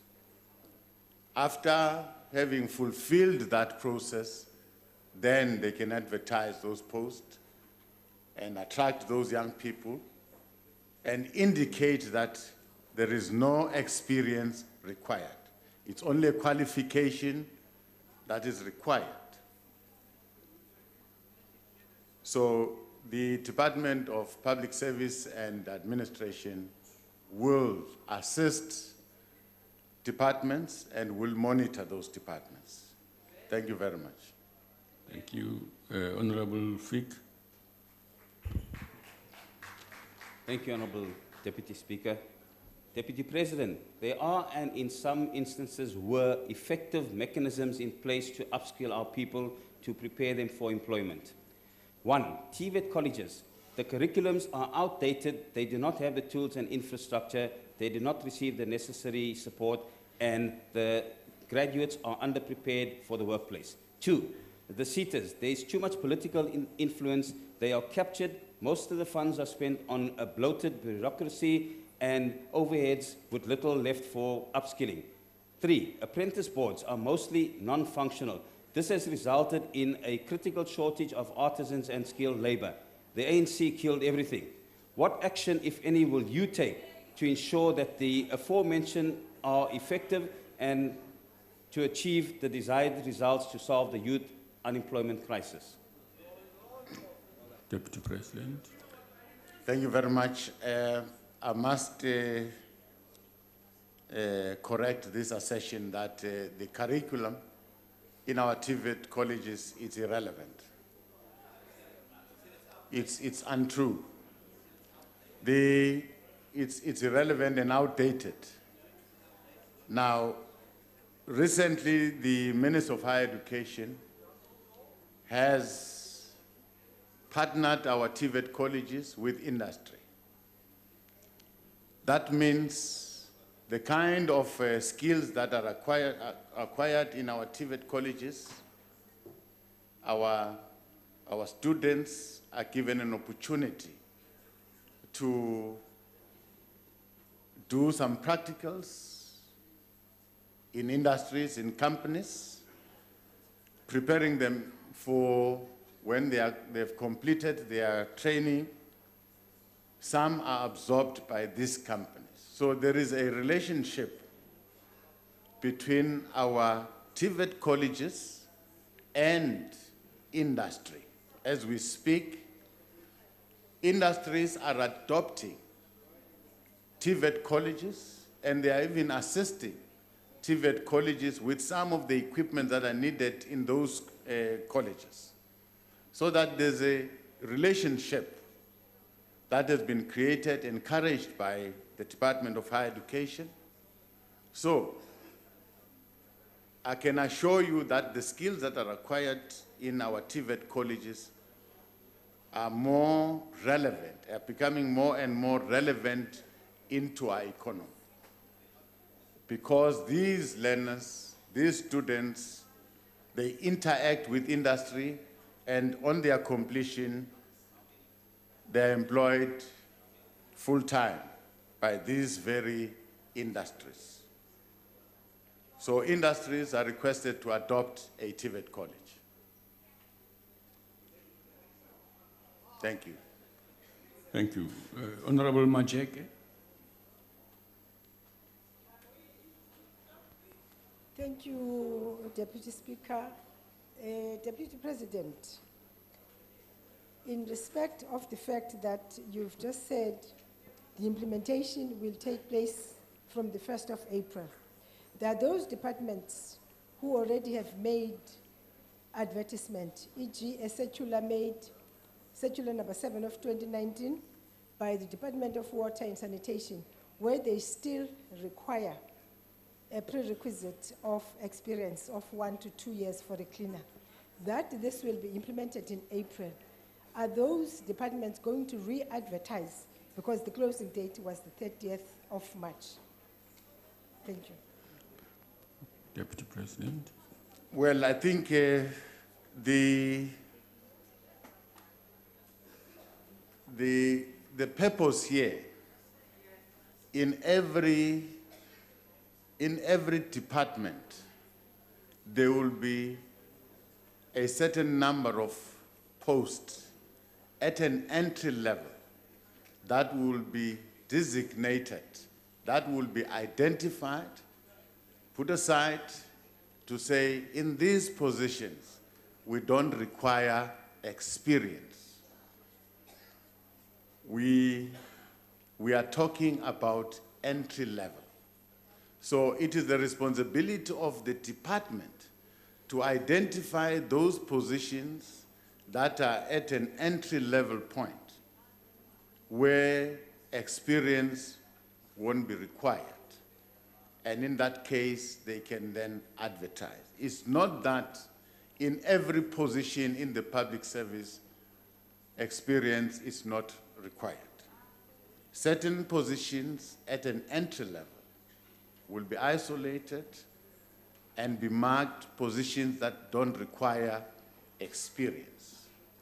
That is the intention, and the Department of Public Service will help those departments to identify those entry-level positions so that they are set aside to be advertised where experience is not required. Thank you. Thank you. We now move to question 6, asked by Honorable Sheikh Imam, Deputy President.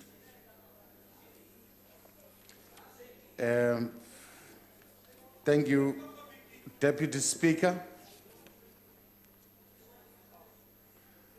The President, in his State of the Nation, identified stepping up the fight against corruption and state capture as one of the 5 tasks that we all require to undertake working together. This is a very clear message that as government, we are committed not only to root out corruption, but to strengthen the environment in which public representatives and officials alike can perform their responsibilities to the highest standards of ethics and integrity. There is currently a gap with regards to the vetting of public representatives, which at the moment is limited to the exclusion from being members of parliament only on the basis of one having been found guilty and sentenced for a prescribed period by a court of law. The process is currently left to political parties to select among its members those who can best represent them in this House. The leaders of political parties therefore have a responsibility to ensure that proper integrity checks are conducted so that elected public representatives are compliant with standards set for public representatives. In the event the Independent Electoral Commission identifies individuals that are not compliant with the provisions set out for public representatives, the IEC is empowered to disqualify those individuals. However, if vetting were to take place for the public representatives, this House must introduce such vetting mechanisms to ensure that the fit and proper persons are elected to represent the people.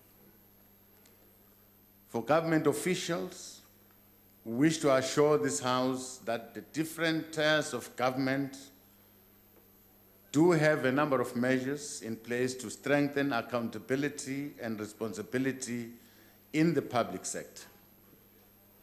In order to ensure that public service employees at national and provincial spheres of government possesses the highest level of integrity and accountability, the Department of Public Service and Administration issued a revised Code of Conduct in 2016, which clearly outlined the expected conduct of all public service employees. This code of conduct requires government departments to establish ethics committees and also to appoint ethics officers as one of the means to strengthen good governance and ethical conduct in the public service. The Public Administration Ethics, Integrity and Disciplinary Technical Assistance Unit is in the process of being promulgated and will be effective as from the 1st of April 2019. The Public Administration Ethics, Integrity and Disciplinary Technical Assistance Unit will be required to do the following: develop norms and standards on integrity, ethics, code of conduct, and discipline. Provide technical assistance to government departments in managing ethics, integrity, and discipline. Assist accounting officers to improve oversight and also to ensure that public service employees comply with the norms and standards on integrity, ethics, code of conduct, and discipline. Furthermore, as part of government's effort to ensure that public service employees at all levels display the highest level of integrity and accountability, the National School of Governance provides various training programs to officials in the public service targeted at improving the integrity of the state. Regarding the issues of employment in public service, all government departments are required to conduct personnel suitability checks on individuals as part of their recruitment process. These checks are done in order to ensure that suitable and credible individuals are employed in the public service. The Minister of Public Service and Administration has issued a directive on personnel suitability checks with effect from the 1st of February 2018. This consists of the following: criminal record checks, citizens verification, financial record checks, qualification, study verification, previous employment verification. Honorable members, there has been no decision by government at this stage to consider legislative amendments to ensure that anyone found guilty of any corruption or fraud will have all their benefits forfeited to the state. However, as part of dealing with corruption in the public service, government is introducing mechanisms through the Public Administration Management Act 2014 to ensure that employees who continue to do business with any organ of state are subjected to internal disciplinary action and criminal prosecutions where applicable. As members are aware, Section 30 of the Public Service Act prohibits employees from performing outside remunerative work without permission. If the public service employees contravene this section of the Act, the Act provides that such remuneration and by the said employee must be paid into the National Revenue Fund. Furthermore, disciplinary action shall be taken against any public service employee who perform remunerative work without permission. In addition to this, any funds received by the public service employee through illicit means may be dealt with by the asset forfeiture units within the National Prosecuting Authority. We must reiterate that government remains firm on getting rid of corruption and fraud within its ranks. We will continue to explore all mechanisms to achieve this goal. In doing this, we call upon all South Africans to take part in fighting corruption, and fraud. Thank you very much. Thank you. Honorable members, Honorable Deputy President, I'm informed that Honorable Kubisa will step in for Honorable Sheikh Imam for a supplementary question. Thank you very much, Deputy Speaker. Mhlonishwa Sekela Mongameli, you'll agree with me that prevention is better than cure. And I was hoping that perhaps in your response, you would even move further and include the private sector as well, because the private sector also reports to the same, accounts to the same government. Now, Mr. Deputy President, again, you might also agree with me that Parliament, the civil society and academia and other institutions played a huge role towards ensuring that there is a judicial commission of inquiry into state capture, ESCOM inquiry, SABC inquiry, etc. And in light of the revelations and the processes that have been seen at the Zondo Commission, would you say, therefore, that the government finds itself in an opportune moment to ensure that what happened before does not recur? And I'm saying this, Mr. Deputy President, being aware of the unit that has been started within the Office of the National Director of Public Prosecutions. Thank you. Thank you very much. I think it's important to remind the House that the establishment of these commissions was the decision taken by this very government. It's very important that as government, we should be above all these issues. And it's important that we allow a process that will scrutinize our behavior, the way we do things.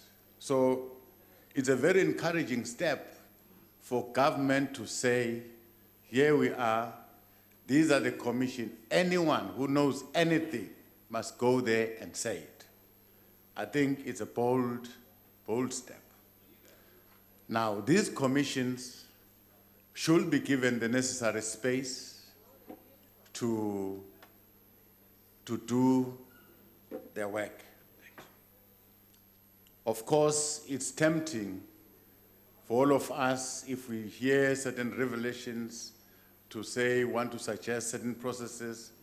I think as South Africans, we must allow these commissions to run their full course and allow those who are chairing those commissions to make their own findings.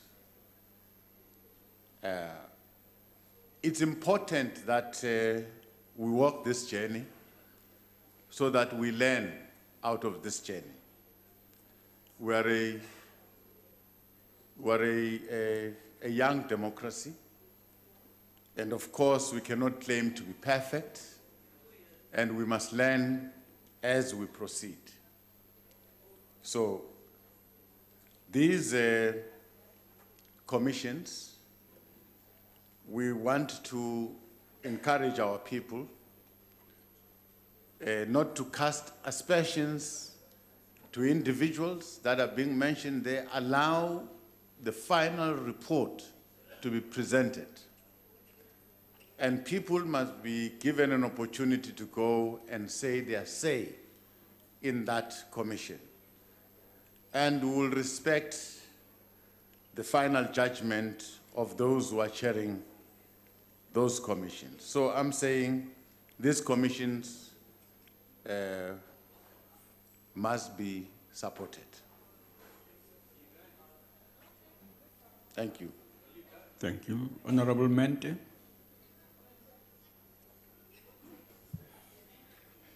Thank you, Deputy Speaker.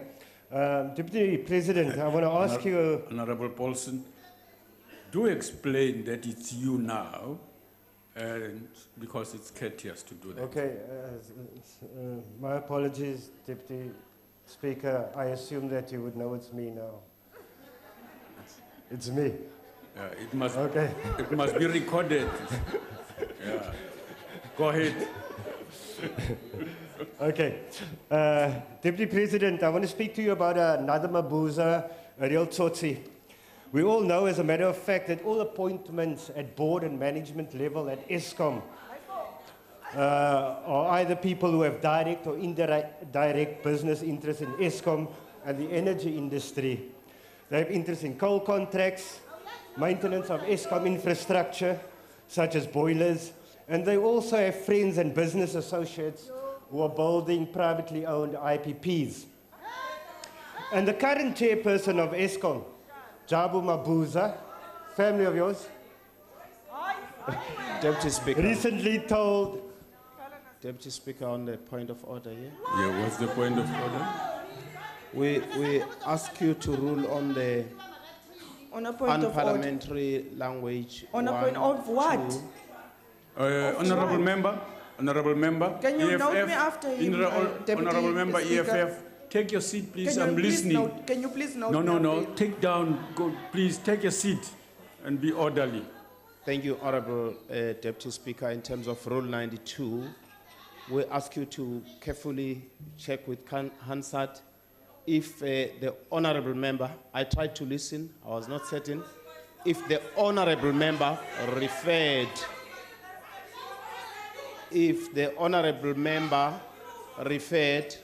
to the Honorable Deputy President Mabuza as the real tsotsi, and if so, to please rule on that reference. Okay. With respect to it being calling members names, as you would see, 82.3, that members may not call each other names, and members ought to refer to each other in respectful terms. And ask her to withdraw if that's the case. Perhaps with the able assistance of the table, Honorable Deputy Speaker, who could have captured that. Thank you. Order, Deputy Speaker. Honorable members, before I give you a chance to speak, honorable members of the EFF, the way you are screaming at honorable member every time he speaks is out of order, it is irresponsible, and it's not good if it's done even to you. Honorable Sonti, can you stop screaming in the house? By the way, this is the house. You can't just scream as you like. Please, you don't determine who must speak on any part of the house. Go ahead, speak, honorable member. Deputy Speaker, may I address you in terms of Rule 78? This is an abuse from that member. I was just watching him. He was not even sure what it has been said. And he even confirmed to you here on Hansard to say that he didn't hear. But he is very quick to jump and said you must check on Hansard. Please, Speaker, can you just be protected as well? Please protect us. Can I be protected, Chair? Because this is a very bad conduct from him. Honorable members, please, let's proceed with the business of the House. I do want to assure you, you will not succeed to stop any member of the House from raising a point as they see appropriate. You have as much right to raise your issues as they do. Deputy so please, Speaker, don't go Speaker, that route, and I will read the Hansard, Deputy Speaker, which is maybe their you didn't right. hear my point. Can I just clarify myself? I'm saying, Deputy Speaker, it's an harassment and abuse of him to say that he didn't hear. No. Why he's jumping on the microphone? I disagree with you, honorable member. Take your seat. No, but it's very unruly. It's very unruly, Deputy Speaker. We are sick and tired of him. You are unruly. It's very unruly. Honorable Deputy Chief Whip, you are out of order and disorderly yourself. No. The House needs to be protected against you. No, that's not right. Can I continue now? Who gave you that? Who gave you that right, honorable member? Take your seat. So, honorable member, why are you rising? I'm not done with my question yet.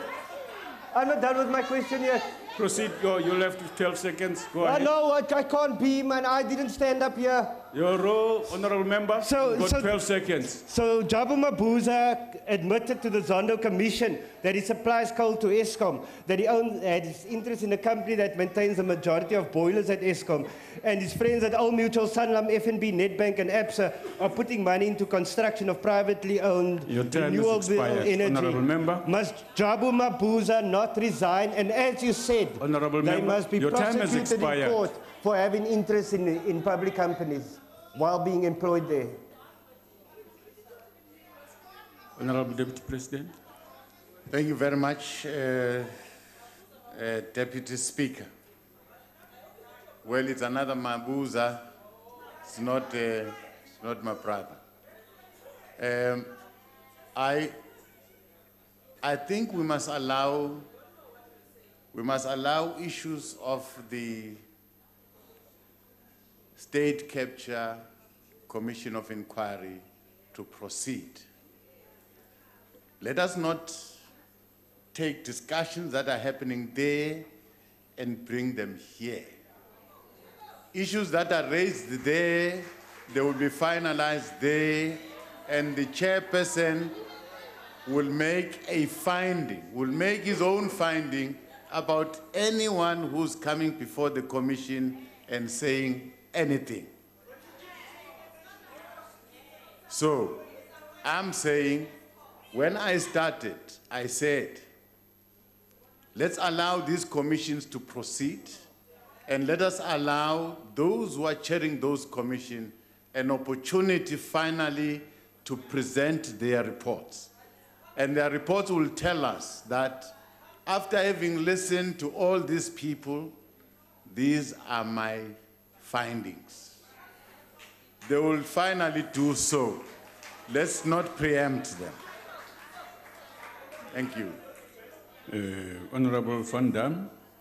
Thanks, Deputy Speaker. I think I speak for a lot of South Africans who we say we are tired of all the krinkan kram higi haga by the ANC about corruption.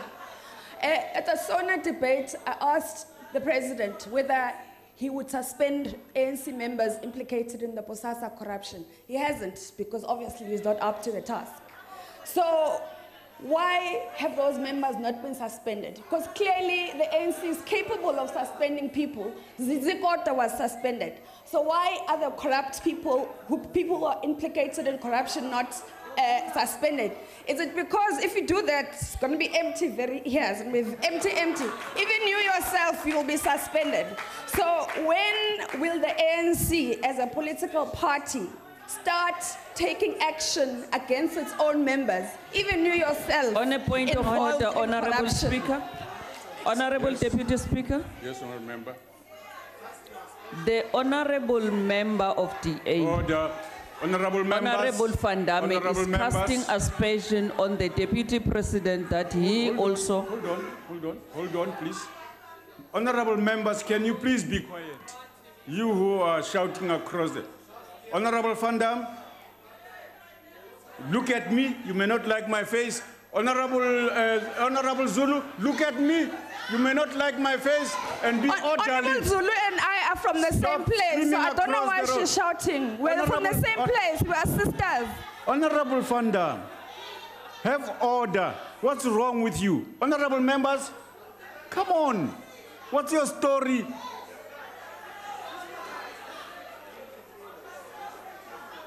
Please stop being excited.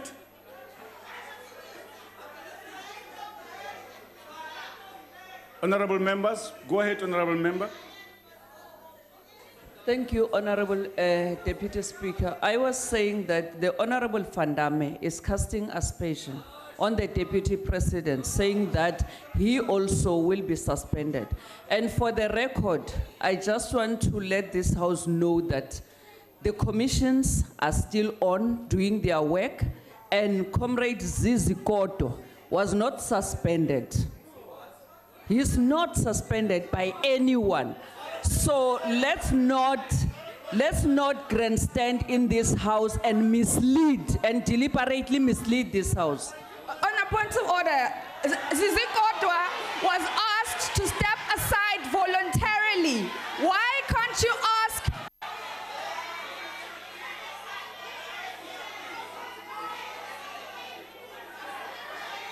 Honorable Van Dam, I switched off your mic because I've been telling you to stop what you're doing and you are flagrantly ignoring the rules as you know them.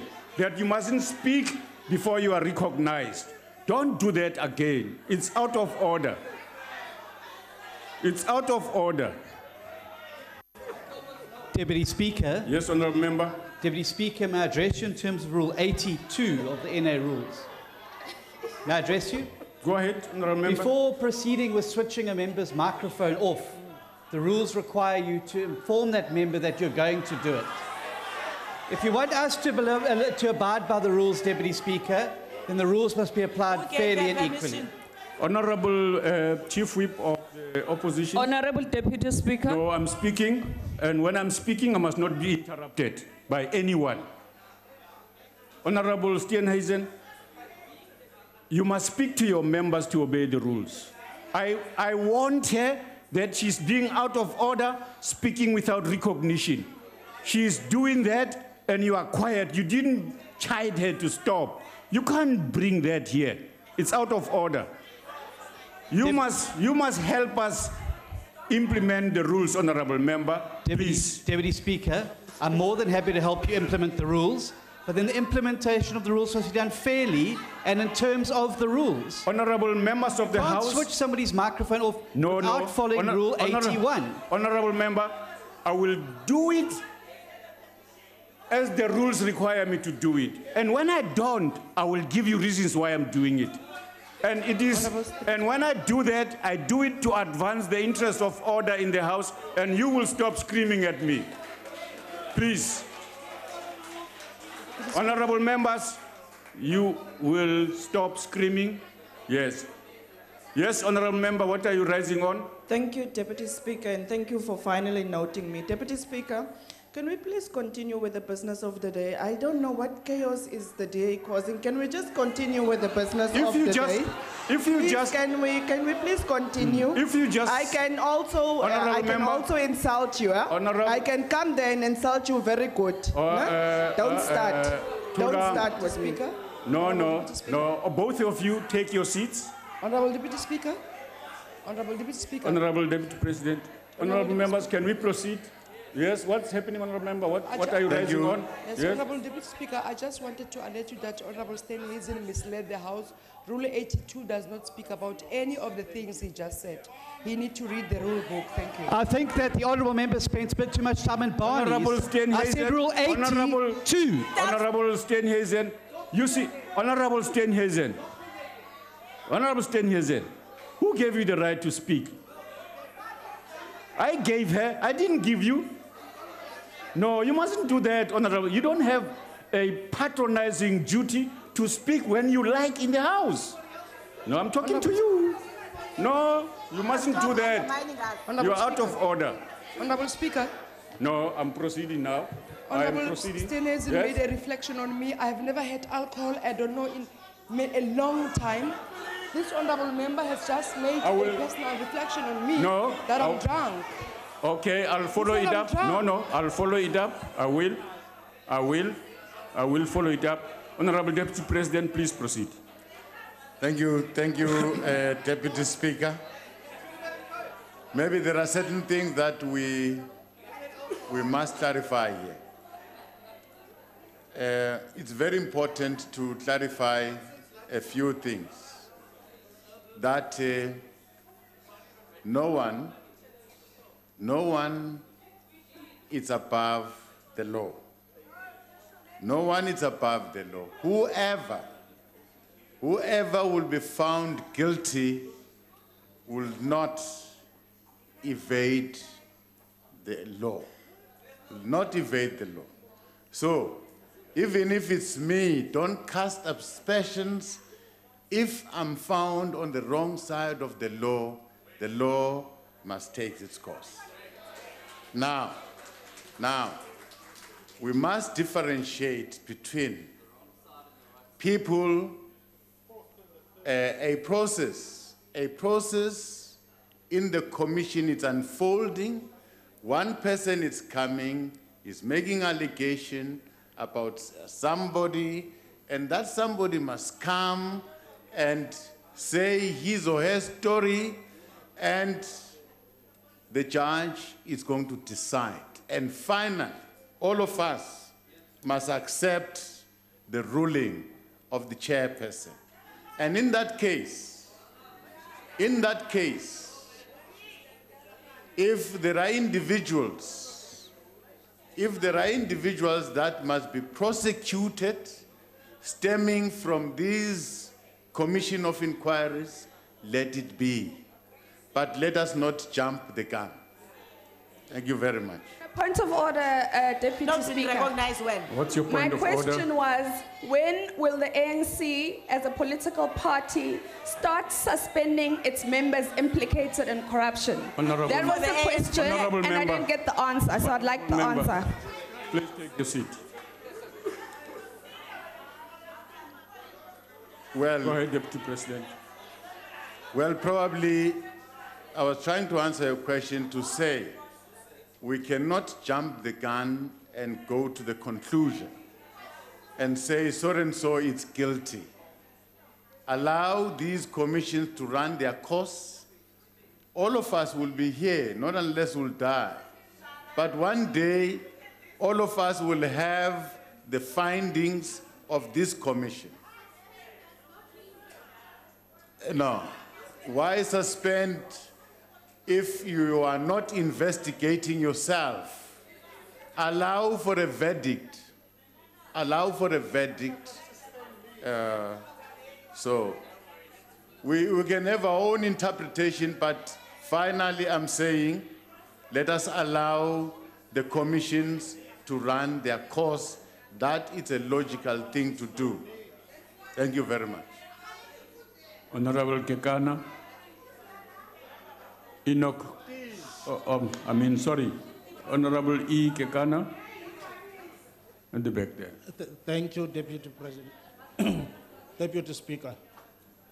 Deputy President, I'm happy to hear that government is committed in rooting out corruption. And that is evident through a number of commissions that the Honorable President of the country, President Cyril Matamela Ramaphosa, has set up. However, I'm worried about the buy-in or cooperation from other institutions within government. For an example, Cabinet took a decision in 2014 that all senior officials should be vetted, particularly those in the supply chain management. But to date, that decision has not been fully implemented. Therefore, my question is, do you have a system or mechanism to monitor all cabinet decisions? And if so, can you, that is in this house, indicate a program as to how are you going to make sure that these decisions are implemented? Your and they are time not has expired, Honorable Member. Deputy President.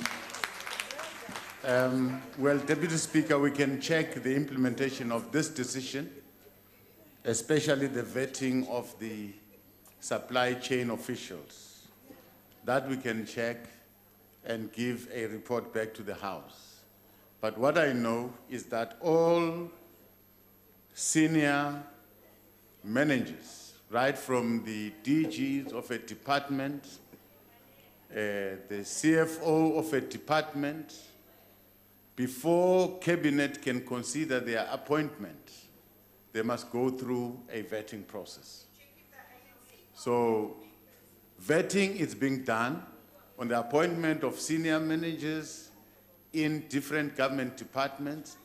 I'm not aware of the officials in the supply chain, whether the same is happening. That we can check and give the necessary report. Thank you very much. Thank you. Honorable Deputy President. Yeah. Honorable members, we are done with questions to the President, to the Deputy President. And thank you, Deputy President. Thank you. That concludes the business of the day. The House is adjourned.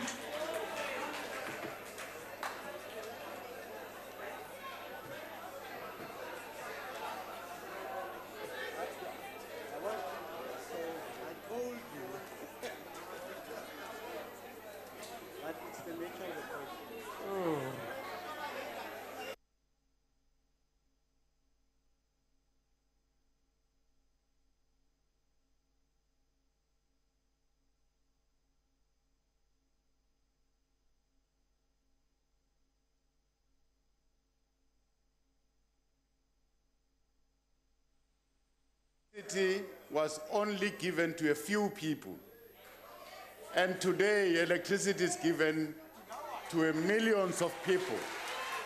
And it's a sign of growth. Of course, as we grow, we are going to encounter challenges of growth. A particular department that must grade certain positions and integrity. There is currently road to ensure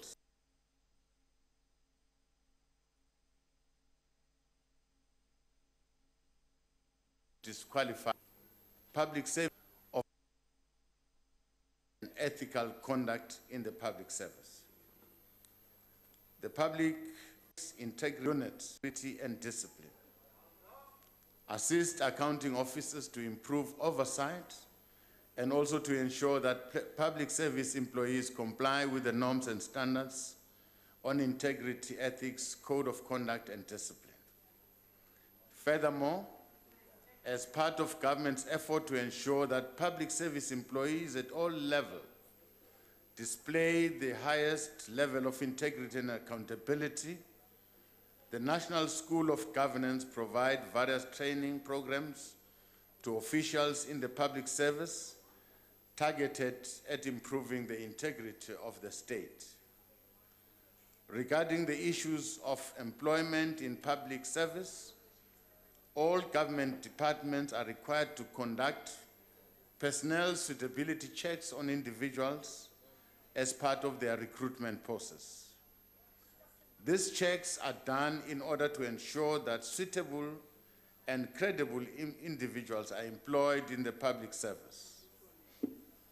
The Minister of Public Service and Administration has issued a directive on personnel suitability checks with effect from the 1st of February 2018. This consists of a process. These checks are done in order to ensure that suitable and credible integrity, highest level of integrity and accountability.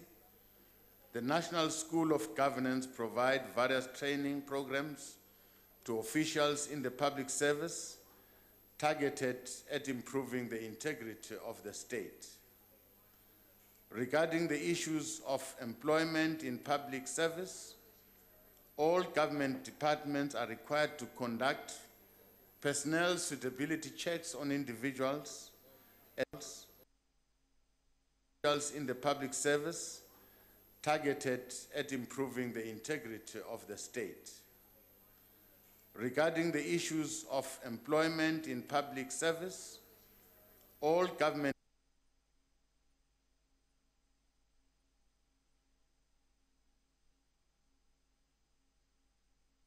regarding the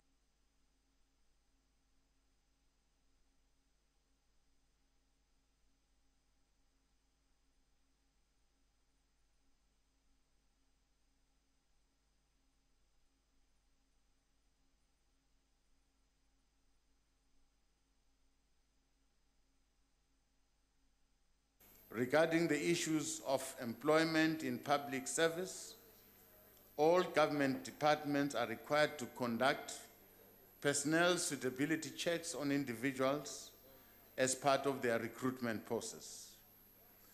These checks are done in order to ensure that suitable and credible individuals are employed in the public service.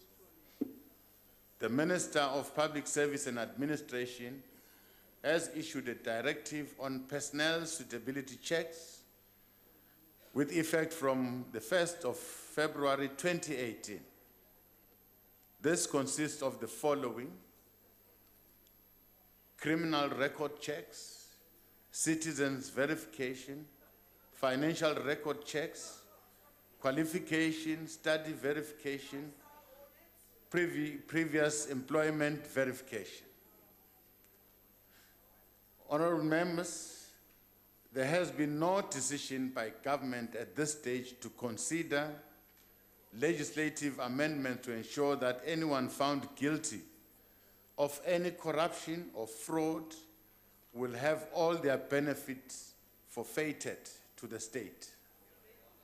However, as part of dealing with corruption in the public service, government is introducing mechanism through the Public Administration Management Act 2014 to ensure that employees who continue to do business with any organ of state are subjected to internal disciplinary action and criminal prosecutions where applicable.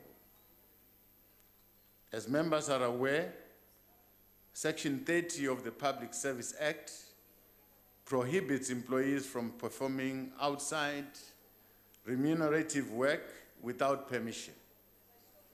If the public service employees contravene this section of the Act, the Act provides that such remuneration and by the said employee must be paid into the National Revenue Fund. Furthermore, disciplinary action shall be taken against any public service employee who perform remunerative work without permission. In addition to this, any funds received by the public service employee through illicit means may be dealt with by the asset forfeiture units within the National Prosecuting Authority. We must reiterate that government remains firm on getting rid of corruption and fraud within its ranks. We will continue to explore all mechanisms to achieve this goal. In doing this, we call upon all South Africans to take part in fighting corruption and fraud. Thank you very much. And fraud. Thank you very much.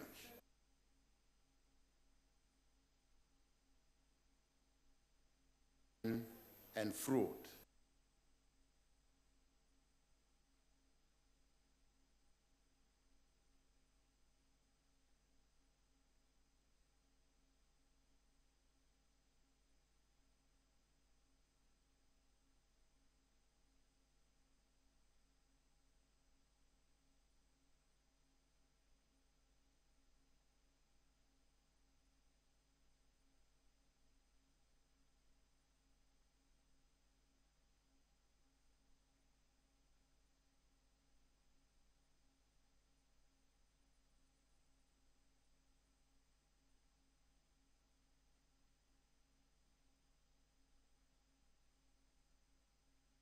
Thank you very much.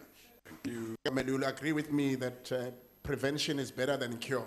That perhaps in other of the revelations and the processes that have been seen at the Zondo Commission, would you say therefore that the government finds itself in an opportune moment, in an ESCOM inquiry, SABC inquiry, etc., and in light of the revelations and the processes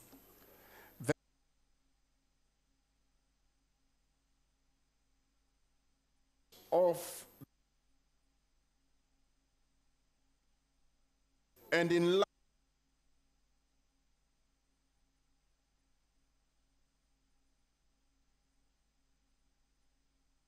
light of the revelations and the processes that have been seen at the Zondo Commission, would you say therefore that the government finds itself in an opportune moment to ensure that what happened before does not recur? And I'm saying this, Mr. Deputy President, being aware of the unit that has been started within the Office of the National Director of Public Prosecutions. Thank you.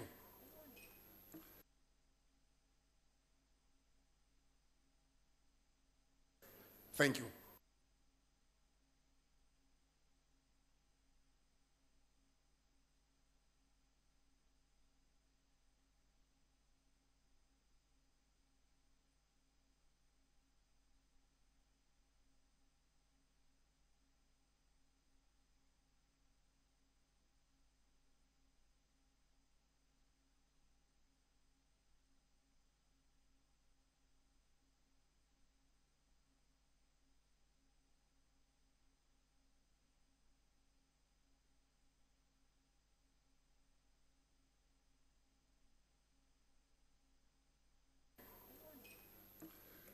Thank you very much.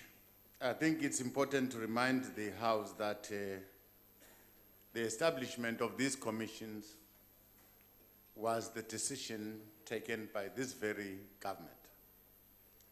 It's very important that as government, we should be above all these issues.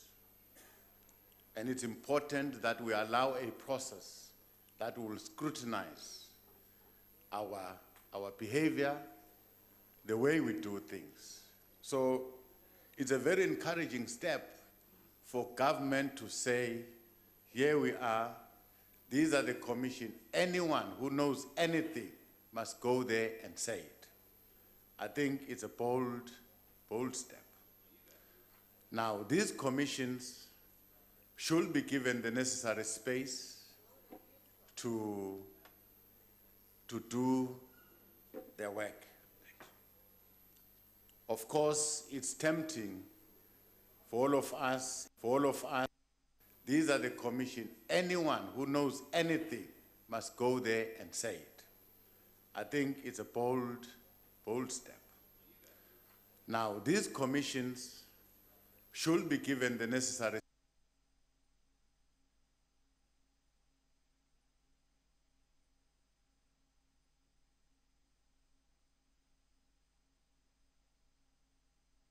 there and say it. Anything.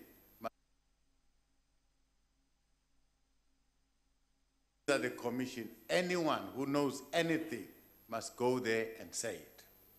I think it's a bold, bold step. Now, these commissions should be given the necessary, for government to say, here we are, these are the commission, anyone who knows anything, anyone process that will scrutinize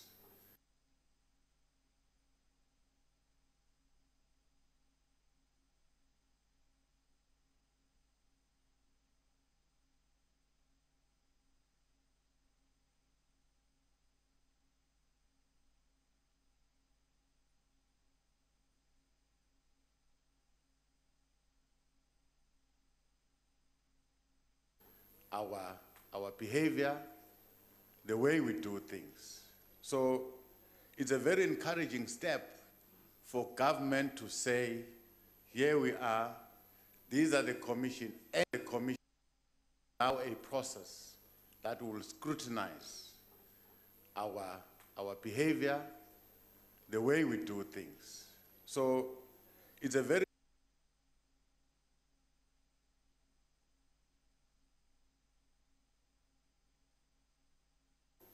very encouraging step for government to say, here we are, these are the commission, anyone who knows anything must go there and say it.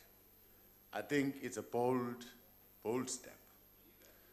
Now, these commissions should be given the necessary space to do their work.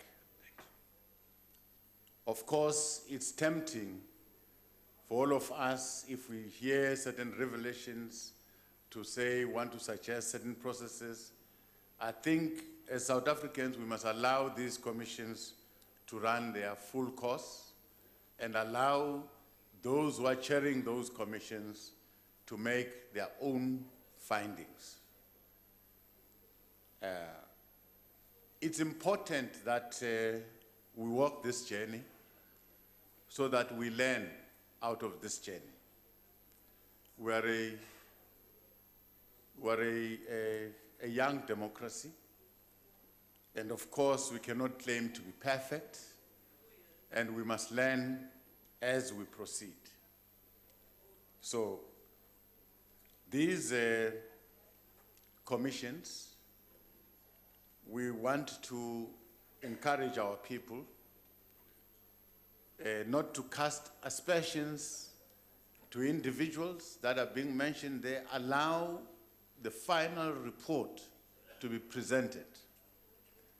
And people must be given an opportunity to go and say their say in that commission. And we will respect the final judgment of those who are chairing those commissions. So I'm saying these commissions must be supported. Thank you. Thank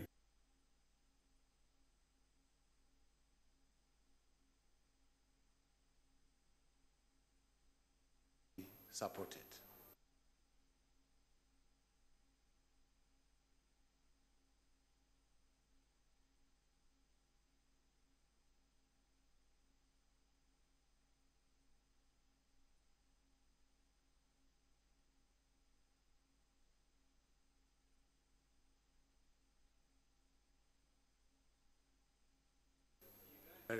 To your ESCOM,